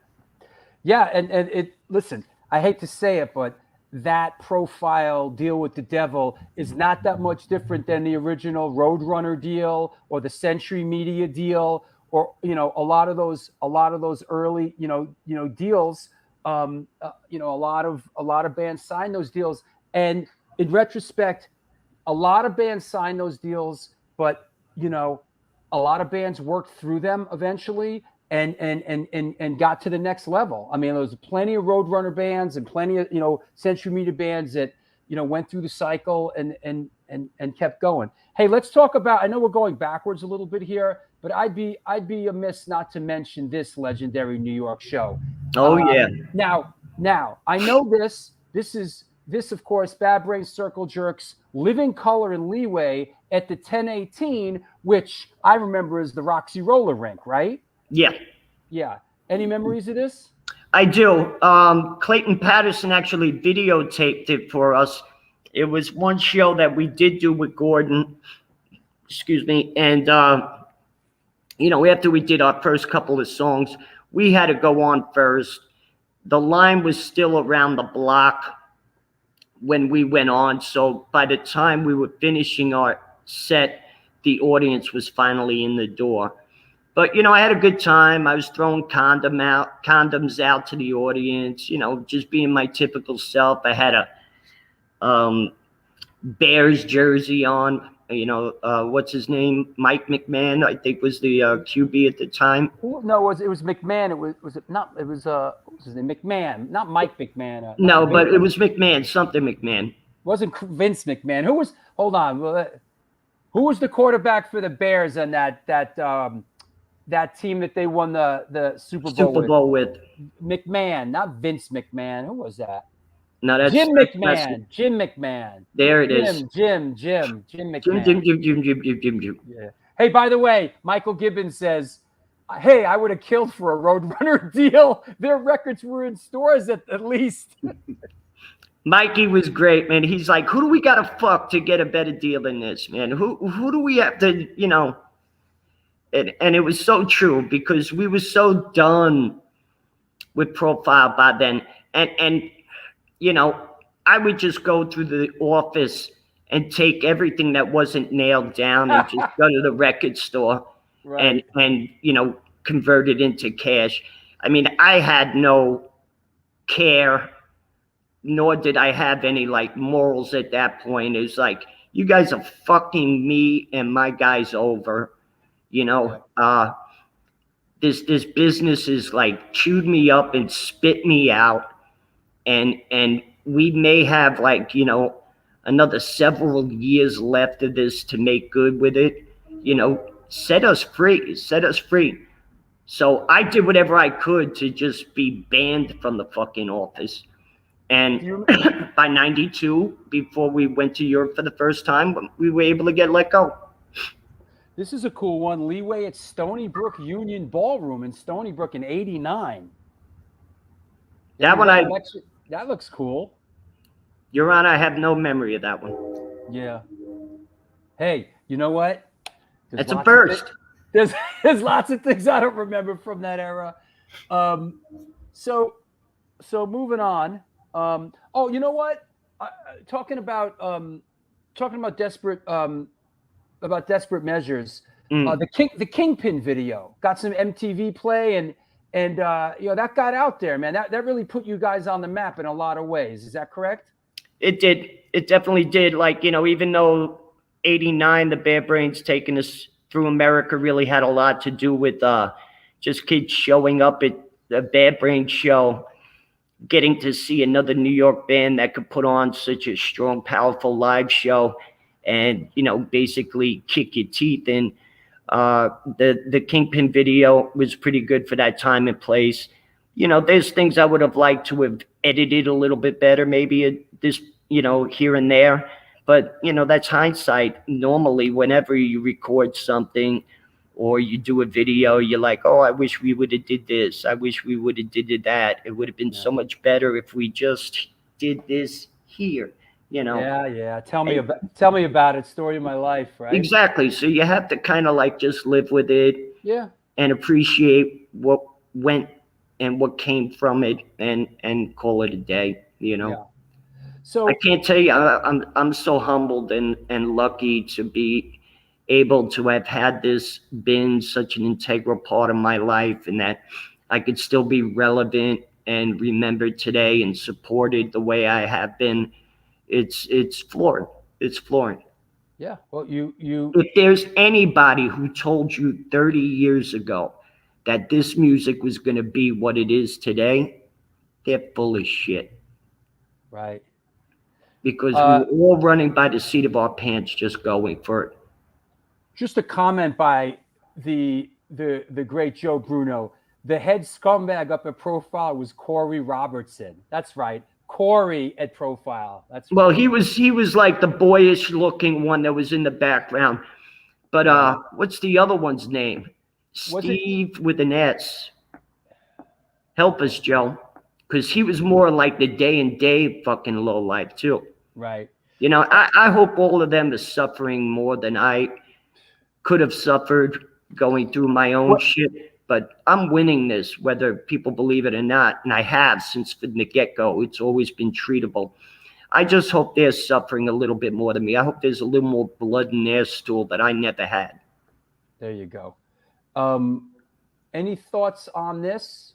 You happy with this? I mean, this was a big turn for the band, right? I mean, Mike Gibbs was out on these last two records, and you know I had a little bit of a hard time connecting with this. Any thoughts in retrospect regarding Adult Crash? I think we were trying to do what we did with Open Mouth Kiss with this record, but too many people were trying to, you know, engineer and mix and everything else. Weren't really connected as a band. We kind of just went in the studio and did it. A couple of old songs from the first demo became filler on this. And, you know, there were moments on this record that really had brilliance, but it just wasn't executed right, and we didn't have a good label. Now, you see Open Mouth Kiss, this is probably my proudest of the four. That's simply awesome. Because of the way I graduated as a true singer and vocalist. You know, by this point, I'm layering my vocal tracks and harmonizing. I'm doing things that nobody else does from our scene, and really, you know, honing my thing in, you know. Yeah, this has some great stuff on it. It's hard.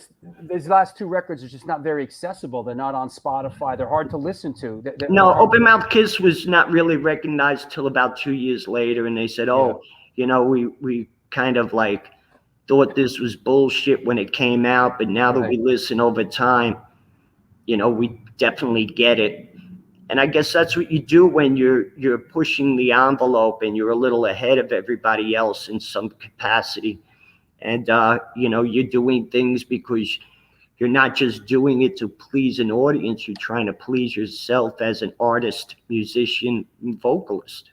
Absolutely. You know, I can't bullshit and just write, you know, stab me in the back fucking songs, you know, and make everybody else happy. Me in the back. This one's about getting stabbed in the back. Yeah. It's called Stabbed in the Back. I wish I would have started singing more about community instead of unity 30 years ago too.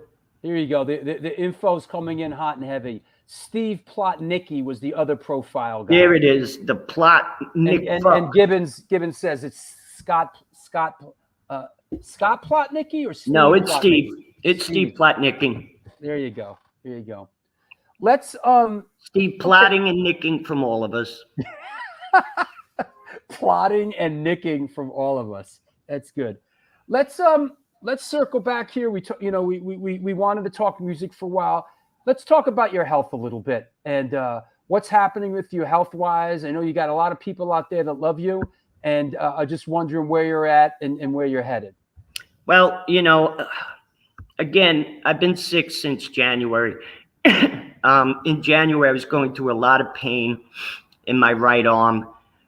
We didn't know it yet, but there was a mass growing in my right lung that was leaning against a nerve and artery and adhering to my back. And it wasn't until the first week of February that I knew I had cancer. The first hospital I went to misdiagnosed it and called it adenocarcinoma when it was actually squamous carcinoma. or squamous carcinoma. Treatment, radiation, chemo. We went through all of that stuff for the last 7-8 months. Now I'm about to take my next run of CT scans, and I already know that the mass is reaching 2 centimeters. It's that small, you know, whereas in February, the day before I was going to the doctor, I started coughing up more blood than Gene Simmons ever used in his stage show in his fucking life, you know, and, you know, it was what it was, but we found it. When they told me that I had this mass in my lung, they didn't skip a beat without saying, but it's treatable. And I always kept positive. I maintained a sense of humor. I did not let this overwhelm me and dwell on it in a way that I felt defeated. Now, there were times that I felt very weak and had to rebuild my strength. But, you know, we're at this point where chemo should be ending at some point. I may be on immunotherapy for the rest of my life. And there's going to be damage left over when all this is done too. So the fact that I like the story about getting on the bus and coming up here.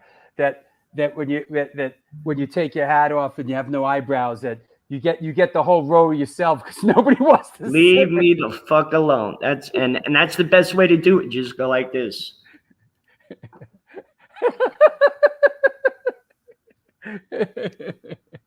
There you go. And it works. Yeah, it works. That's funny, man. Hey, listen, you know, you got to have. I mean, it's easy for me to say, right? I mean, you know what? It's not that easy because I've had open heart surgery, and you know, I've been in a very, very bad situation. You know, where you know, I almost died a couple of times, and they had to put me back together. So you know, maybe I can say this is that you got to keep your sense of humor about these things, you know? If you don't, you're just going to be on a plethora of prescriptions that aren't going to really make you feel any better anyhow. Yeah. I've been through so much. I've got 2 cadaver vertebrae in my neck for 16 years now. I went through Hep C treatment when it was still at its early stages and was a form of chemo. Did you do the interferon Hep C treatment? Yeah. And you got rid of Hep C with that? All clear. I did it, man, and it didn't take. I had to wait. Didn't? I had to wait another like 10 years until this new treatment came out, and that fucking knocked it out. This new treatment knocked it out in fucking like 2 weeks. I mean, it felt different too, didn't it? You know, the interferon thing almost it turned me into the Manchurian Candidate, bro. It was like I was like crying for no reason. I couldn't think straight. Like after a couple of weeks of that, they were like, "Yeah, it's not working." I'm like, "Good." I wrote a hit list. There were people I was gonna go after. Yeah, to take out. Yeah, I was like, murderous rage is one of the symptoms of hepatitis C. Yep. And when you're on the treatment, it exacerbates tenfold. Yep. It's crazy. Yeah. But then I you know, and then of course, then, you know, you have to poke yourself, you know, in a whole bit.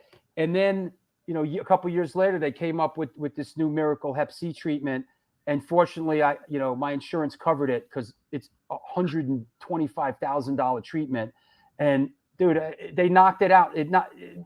I waited 10 years for it, just as my liver was starting to corrode pretty heavily, and then boom, knocked it out in 2 weeks. You know.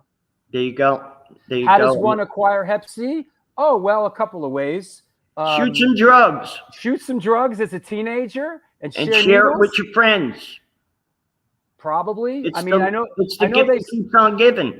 Yeah, I know they say that, you could get it from, a tattoo needle, and you could get it from, making out with, listen, guys like me and Eddie got it from growing up in New York and fucking around. That's how we got it. It's as simple as that. You could talk all the shit you want, but try living in our shoes and try coming back full circle and being where we are right now. When you can do that, then you give me a fucking call. Yeah. In the meantime, I give a fuck what you think. Mm-hmm. Okay. Have a nice day. How about that? Yeah, we could just, I try not to romanticize those sort of drug days. It doesn't serve it's bullshit. Again, I bring a lot of this up because I want people to learn from it. Learn from my mistakes. I'm man enough to admit my mistakes, my faults, and the things I've done wrong, the wrong path I chose when I reached the fork in the fucking road. But if you want to sit there because you haven't lived a life and you're sitting in whatever fucking town you're living in and haven't left it, and you want to talk about me or the other dude and how we're pieces of shit for doing A, B, or C, it's so fucking futile. It's so ridiculous. It's so childish. I could give a fuck. You know what I mean? There's plenty of you guys out there that are bigger than me. How come you don't show up at shows when you're talking online about something? Welcome to the internet, 2021, man. Yeah. It's unbelievable. And yes, Bryant, it burns when you urinate. No, this not that I'm a doctor, but this would. Bryant, don't be a wise ass. If you're being honest, that's cool. But no, it's not anything to do with your urethra or your fucking dick. It's your liver. It's a blood virus. Yeah, it's a blood disease. It's just like when you could catch hep from your girlfriend when you were a teenager. And maybe you gave her a urinary tract infection because you fucked raw all night. But it has nothing else to do with that. Now, let me do my final sponsor break, and let's come back and let's take some questions from around the world. All right, I'm taking 5. Take 5, brother. Well, there you have it. Come on now, everybody behave themselves. We got Eddie on the show.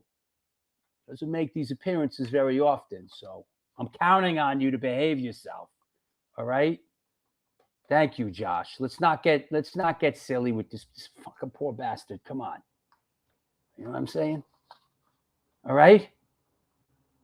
How about Chacho's Tacos in the meantime? Located in Corpus Christi, Texas, Chacho's Tacos opened the doors in 2001, home of the almighty Chacho's Taco. They cook up an incredible home-style Tex-Mex food, and this month they're celebrating their 20th anniversary. They've been supporting underground music since the beginning, and in their own words, we ain't stopping anytime soon. Touring bands that play Corpus Christi, swing by and get a home-cooked meal at Chacho's Tacos. We got you. The underground scene will never die. Please follow us on Facebook or on Instagram. Chacho's Tacos, the Gutierrez brothers. We love those guys. Want to mention a couple more upcoming shows. This is what's labeled as the next 4 shows. So here we go on the next 4 shows. That would be, come on now, Sunday, November 21st, from Life of Agony. Veronica Bellino is on the show. She also plays drums in DMC and the Hellraisers. Wednesday, November 24th, his name came up during the show. Producer, engineer, Tom Soares. Look at the records this guy's been involved in. Leeway, Born to Expire, Judge, Bringing It Down, Cro-Mag's Best Wishes, Marauder, Master Killer, which I was there for, and a whole bunch of others. We are bringing Tom Soares on the show. Sunday, November 28th, you want a controversy, you got it. Dave Ellefson, formerly of Megadeth, currently of the Lucid, on the show. And this one here, just announced this the other day, Wednesday, December 1st, Mark Nickel, MAD tour booking. Guy's got quite a history coming out of Germany. Been involved with the bands Agnostic Front, Hatebreed, Madball, Biohazard, Sick of It All, and many, many others. Mark Nickel, a bit of a controversial figure. You like him, you hate him. You know. You like him, you hate him. Just tune into the show. Just watch the show, all right? Yes, Darren. Looking forward to Dave Ellison. Good dude. I was going to go to the Chiller Theater Convention yesterday out in Parsippany, New Jersey, but I decided not to because I got to go down and see my dad in a couple days. And Chiller is a lot of people on top of each other, and I didn't think it was a good idea. Yes, Johanna, Veronica is coming on the show. More of your Life of Agony people. You asked for it, you got it. At this point, we have after her, we've had every single member of Life of Agony on the show. You can't beat that with a baseball bat. Hey, I want to mention also, the Antidote NYHC, the fake antidote. I love that. Fake. Yeah, it's real fake, all right. Real fake. Sunday, December 5th is the Fake Antidotes record release show at the Bowery Electric. The release is Scarred. Go figure. It's almost sold out. Amazing. Bowery Electric, we're playing with The Take, Enziguri, Non-Residents, and Fire is Murder. It is a free show, another one of the New York Hardcore Chronicles, back to the New York Hardcore Roots series. So there you go. Come on down. It is nothing fake about this, man. 37 years singing for this band. Nothing fake about it. So come on through. Yeah. Should be a good one. Looking forward to ripping it up. I love the Bowery Electric. It's like favorite room in New York City. Hey, for those that are asking about the book, there's not many left in this run, by the way. It's the New York Hardcore Chronicles, Volume 1, 1980 to 1989, as told through the flyers of the era. They are here. They are being shipped out. There's probably about 10 or 15 of these left. They're all numbered and signed. Make your move. Make your schmove. So there you go. You're right. Sold out. Yes, not bad for, I know, crazy. Yep. It's a crazy world. Yes, fake. It's fake. Poser. I'm a poser. I'm voguing. I'm posing. Drew, you should have Bob Riley on your show showing off some of his hardcore memorabilia, unless you already have and I might have missed it. We've tried to have Bob Riley on. He can't get his internet connection together, and he just moved. I'd love to have Riley on the show. So there you go. Questions for our guest. Oh, Drew, I just got my fake copy from Generation Records. It's killer, bro. Well, thank you. You know, it's the same thing that Eddie's talking about. It's like people on the internet. It's like, it's crazy. You got to have tough skin, man. You know, it's like, I do what I do and I love what I do. If people want to talk out the side of their neck a little bit, so be it. You know? Yes. New band, new name for a band, Drew. It's now Fake. We're fake. What's up? We're fake. That's kind of good. Billy Milano's not coming on the show. That's not happening. Nope. That ain't going to happen. Yes, Heggs, I got a book for you, bro. You're on the book list. Frank Molina, I got you, Frank. I got a book for you at the event, Frank. I'll put one aside for you. Jen says, hey, happy Halloween from France. So what's up? Hi, Jen. What's cooking? Good looking in France? Good memories of France, man. Eddie, when you come back, here we go. Come on, let's stop talking about the fake antidote already. Yo, they're fake. I got you, Heggs. Yo, they're fake, man. Unbelievable. Let's take some questions. Post some. Also, those out there, if you want to do a super chat, don't be shy. Post a super chat up. Let's take some questions for Eddie Sutton. Come on, what do you got? I got to shout out Stephen Oswald, original drummer for the High and the Mighty. Big shout out for Ozzy. We are here. We are now. We are the fake. Yo, Ozzy played drums in the High and Mighty when we did all those A7 shows in 83 and 84. I miss you, man. We're the fake and you're a faker. We're fake. I think it's worth just calling it just to be able to get on stage and go, we're fake. Or perfect for anti-vaxxers right now. We're fake antidote. We're fake.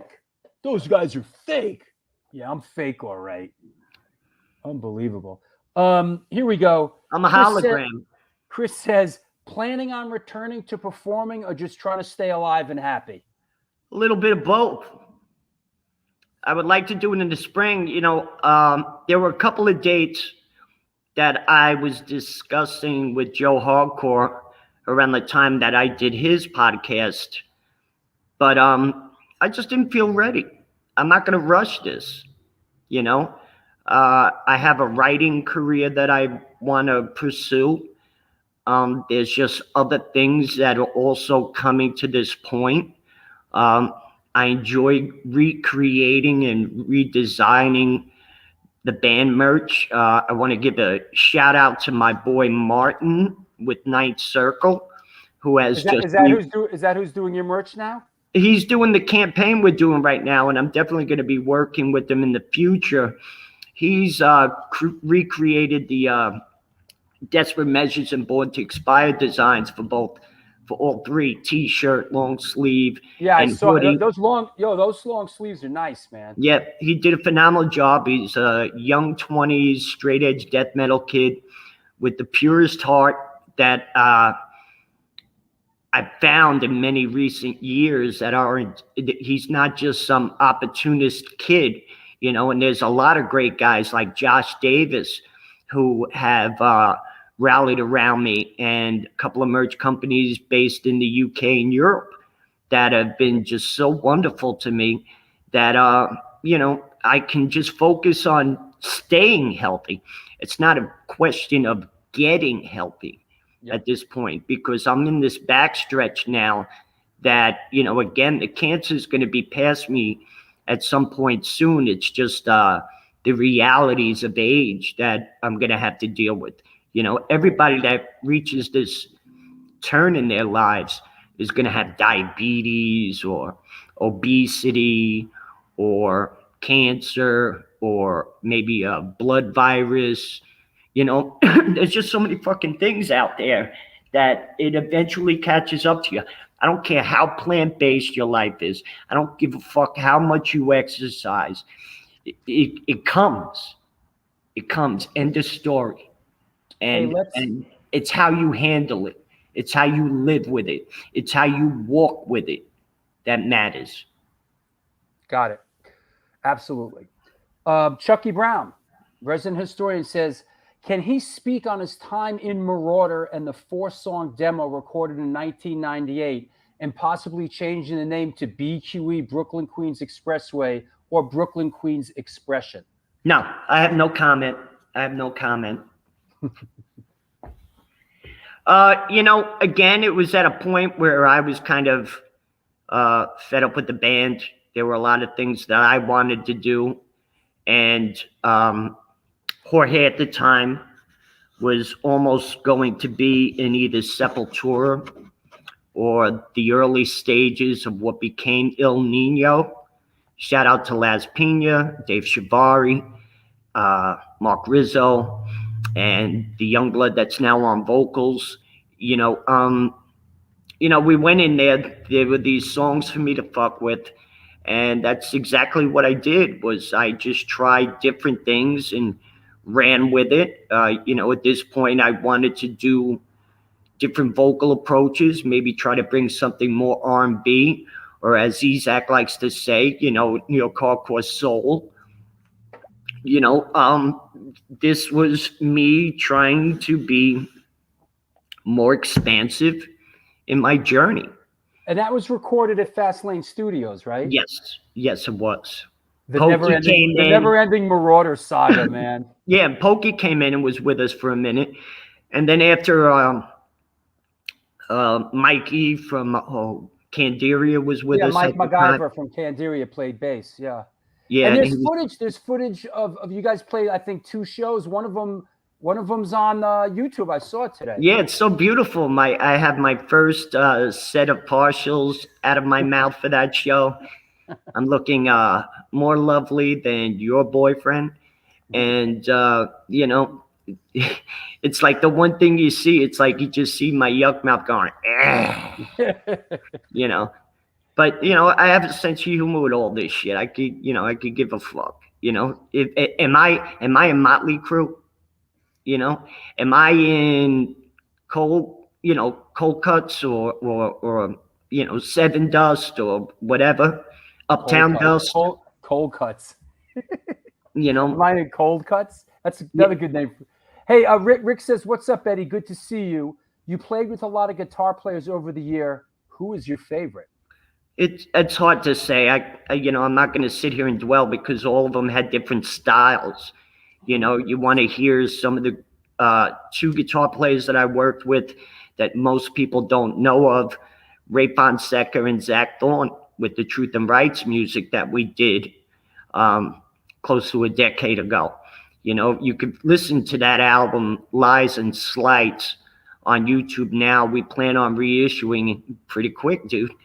And, you know, John Doherty on bass. My first rodeo. John Doherty on bass, he was a slayer. Dimmy on drums, he always a solid backbone. You know, if we had the right label, you know, who knew what we could have did with this too. Got some Queens guys going on there, huh? Queens and Jersey. Yeah. And you guys did what? Was it 2 7-inches? 1 7-inch, and then the full length CD, Lies and Slights. Right. Green Light is the 7-inch. You know, it's got the photo of Carmine Galante all sprawled out in the back of Joe and Mary's and off Knickerbocker Avenue in Brooklyn. That iconic, you know, assassination photo with his cigar still in his mouth. Yeah. You know. Who was that? Was that that got killed there? That was hold on, I know who that was. Carmine Galante. Yeah, Galante. Excuse me. Right, you said that right.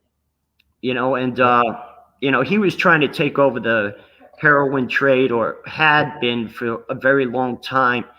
But he claimed he was going to make Carlo Gambino suck his dick on Times Square, and you just didn't do that back then. Not the old man. You don't say that about the old man, right? Anthony Bruno in Delicato was assigned to that hit, and he brought a crew in there, took care of everybody, then showed up over at the Ravenite when Neil Delacroix was still running the shop there. And, you know, there was photos and Neil Delacroix, that was John Gotti's guy. Yeah, it was his mentor, along with Charlie Wagons Fatico out of the Bergen. And Gotti felt that Neil Delacroix got passed over for Paul Castellano. That spreaded a lot of discontent. Exactly, because Carlo Gambino was very clannish, you could even say inbredish. So yeah, he married. Paul.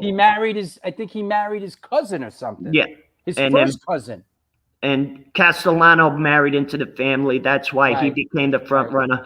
But if you wanted to be a feared family, Neil would have been the best leader there. But I guess he wasn't polished, and Gambino wanted to have Paul take over and be more of a Fortune 500 company and not give the street guys who kept that family running any credibility or any, you know, money.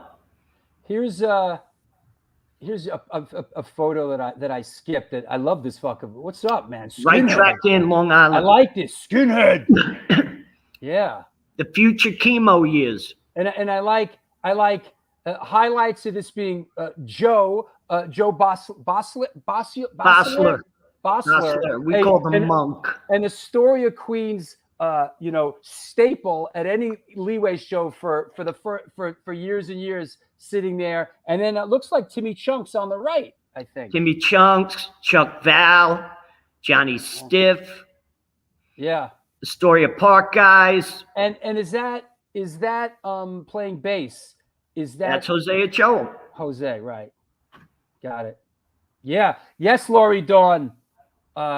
Shouting out Women in the Pit. That is the right track in. Yep. Classic. Hi, Lori. like Sandy Sect. Actually, Sandy Sect is in the book talking about promoting shows in Long Island. So there you go. That's a great shot, man. I think that was Chrissy Bedell took that shot. No, it might have been actually BJ before she really started doing something. I could be wrong, though, because I know it's not iconic like a lot of the stuff that BJ did, but I have Polaroids of that tucked away somewhere. Excuse me, but would this be Zowie's van? Yep. And actually, we have the back cover photo as the backside of the Newborn to Expire. Again, that's at 9th Circle, NINTHXCIRCLE. Right now, it's a full-on campaign. You could get both designs, T-shirt, long sleeve, or hoodie. Yep. We should mention that you have a GoFundMe, right? I do have a GoFundMe. Tell us about it. I haven't really pushed it much, but because we're looking at the immunotherapy being a more lifelong thing, the expenses of traveling back and forth, it's just adding up, and it's draining on me in so many ways. I would not have been able to maintain every appointment religiously and promptly each and every 3 weeks if I did not have the support of my fan base. Yeah, people. I don't expect people to, throw me their fucking paycheck or their monthly nut.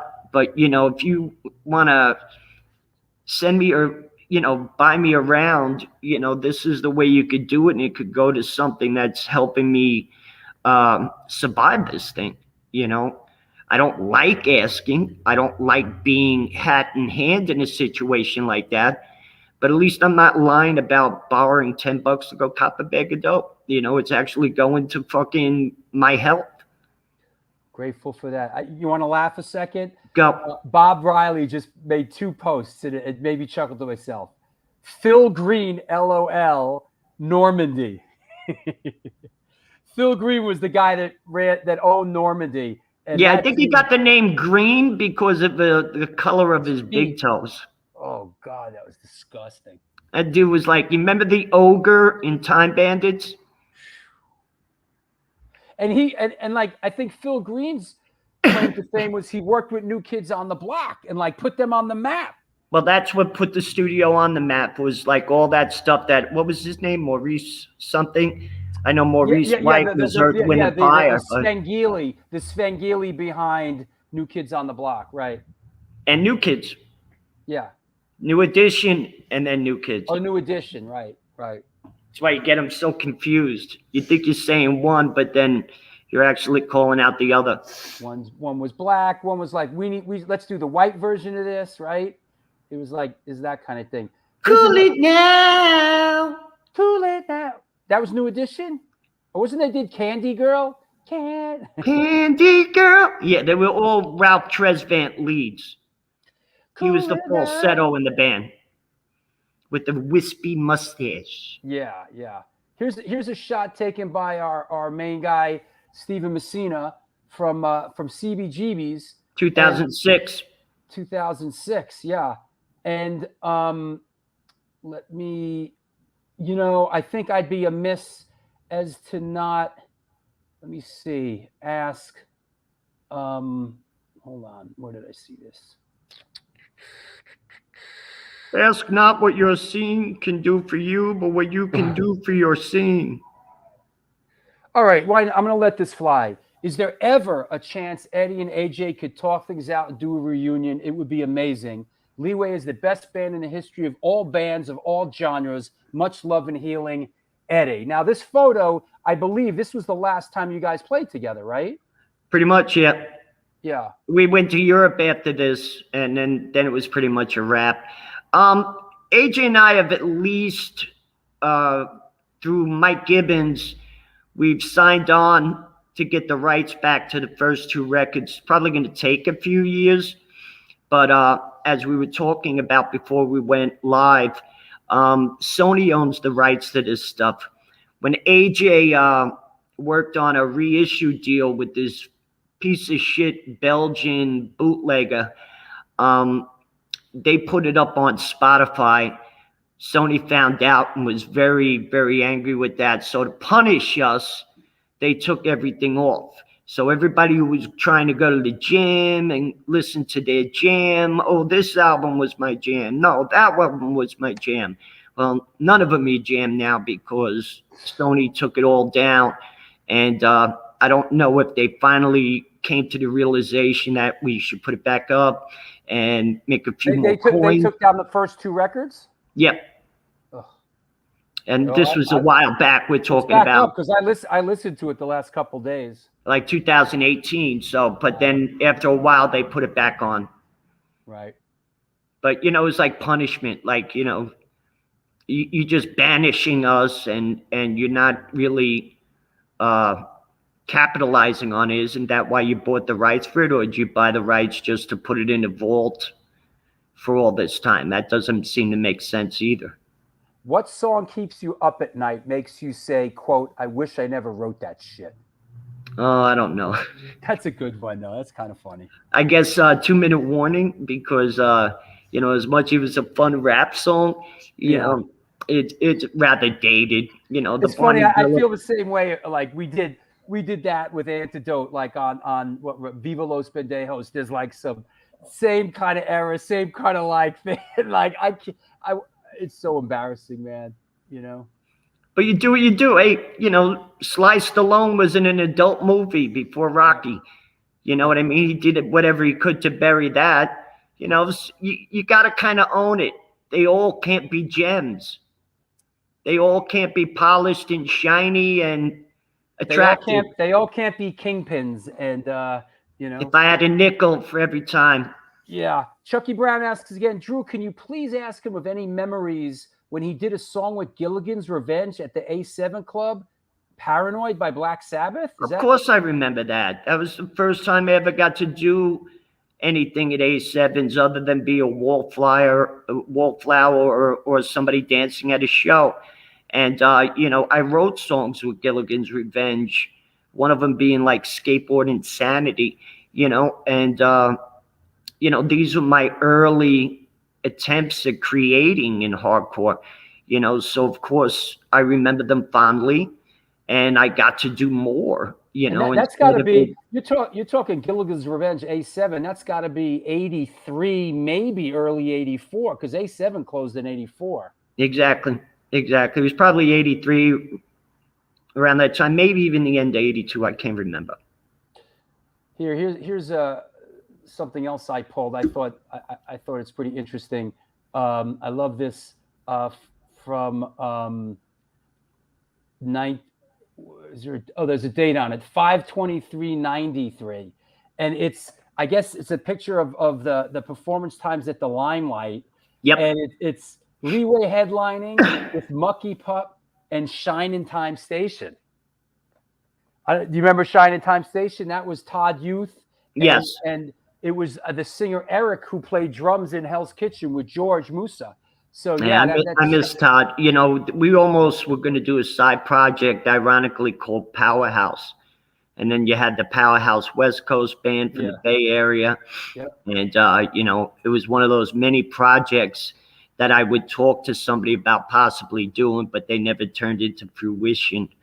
Yeah, that happens. But yeah, I was looking at this and sort of laughing to myself that of course this at the Limelight is on a Sunday night, and Leeway's going on at 1 a.m. on a Sunday night. and will end whenever. It's a big question mark. Yeah. And listen, I remember we played the Limelight many, many times. I vividly remember loading gear out while the sun was coming up, like many, many times. What about those disco 2000s? Remember those later on? Yeah. Everybody be crawling out of there at 6:30 in the morning. Yeah. Tripping on Molly or dusted it out of their skulls. There's something else, I'm glad Chucky brought this up because it was in my notes. Their song Enforcer was featured on the playlist of the radio show LCHC in the game Grand Theft Auto 4 in 2008. Yeah, and it was the last Leeway licensing ever done on an animated video game because I was so annoyed that they made millions in advance. And when it was released, they still had not paid the licensing fees to everybody in our thing, you know, to be on that Liberty City release. You know what I mean? And it was, Yeah, it's pretty you foul. know, It's pretty foul, man. so I got written up like in the Daily News for that shit. You know what I mean? Because I actually called the Daily News and say, you should be talking about this. You know, these motherfuckers just sold 15 million in advance in units sold. How many millions does that turn into? Because that game was like $50, $60 retail at the time. 75 million bucks, and you can't cut a fucking band a check before it comes out. You got to be kidding me, man.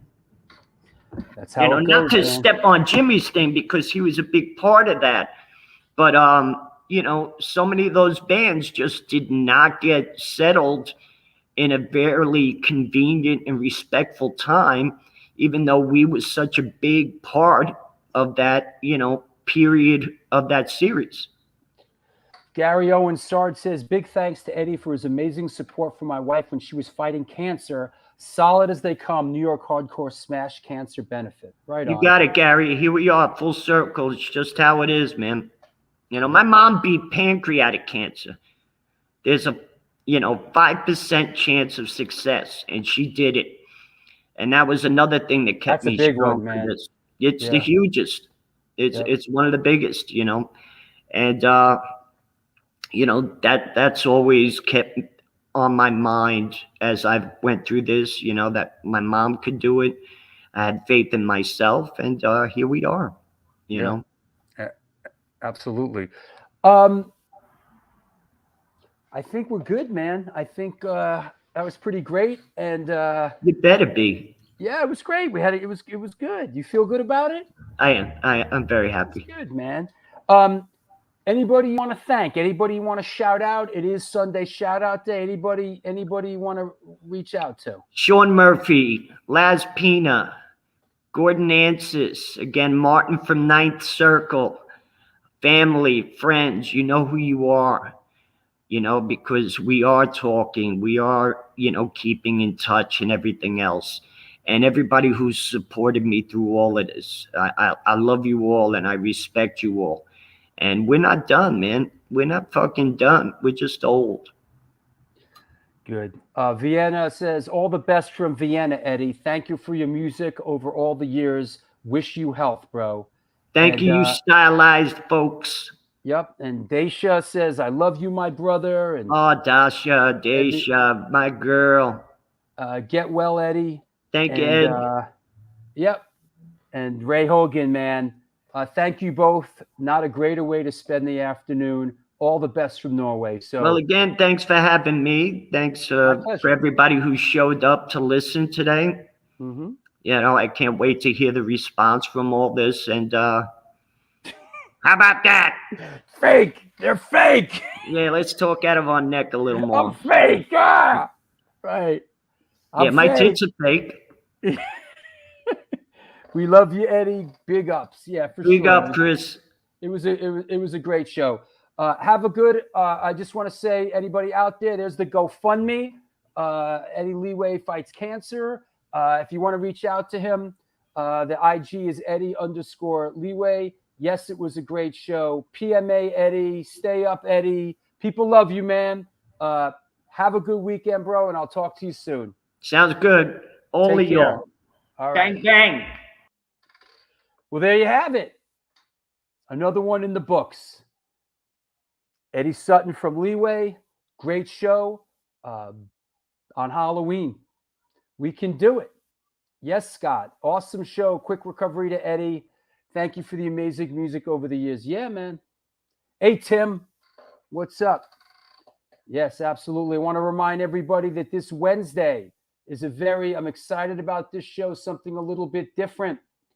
It is the first side trip show that we are doing. It is with Adam and the Metal Hawks. Please tune into this show. We're doing something a little different. These kids are amazing. This is going to be a really cool show. So please, I'm asking you, please. I know I'm fake. I know I'm not real. I'm fake. Woo! Goddamn electric. Please, this Wednesday, yes, Joe, thank you. Steen in Denmark. Yo, all your books are going out, man. They're all. I got the female girlfriend unit coming over here, and we're going to be stuffing envelopes. I'm going to be stuffing a couple of things, including envelopes. But thank you, everybody. Thank you so much. Good show today, and have a good Halloween. Candy apples and razor blades. I remember Halloween. Halloween. My favorite realistic fake guy ever with his fake band. Yo, they're fake. Huh? Fake. How can it be fake? I've been singing for this band for 37 years. The other guys have 50 years combined, and we're fake. Yeah. What's up, Larry, down there? Larry Kelly brought the books here. Thank you, bro. Really appreciate it, Larry. You're a good friend. Yeah, proper S. I know. That's right. It's been a while. You know what? How about let's do that real quick? Not that anybody's going to buy any of this shit, but here we go. There's a merch line underneath there. There's the New York Hardcore Chronicles line of merch. Perhaps you want the New York Hardcore logo mug. There's also the New York Hardcore pillow you could prop your girl's ass up with, or your boy's ass up with. I don't know what you're doing. I don't know what you're doing out there. But if you need a pillow to prop someone's ass up with, it's available right underneath there. All right? Don't get crazy. Haters will hate. Tell me about it. It's all humorous, man. It's all funny, man, for the most part, right? That's right, RS70. New York Hardcore. Abso-fucking-lutely. Stephen Oswald, Ozzy from the High and the Mighty. Had some good times together growing up in the Bronx with you, man. Hardcore Worldwide. We'll talk to some Euro hardcore bands in the future, Drew. By the way, awesome show with Eddie Leeway. Well, thank you. I take it with a grain of salt. I don't let it bother me. I got too much going on. Like, shit, woo, woo. Shit's whizzing by. Like, what is it? Oh. Let him cry. It's entertaining. All right, Joe. Hey, enough's enough already, eh? Let's go out and have some fun. It's Halloween. I'll see you on Wednesday with Adam and the Metal Hawks. Until then, friends, Romans, and countrymen, do good things and good things will come to you.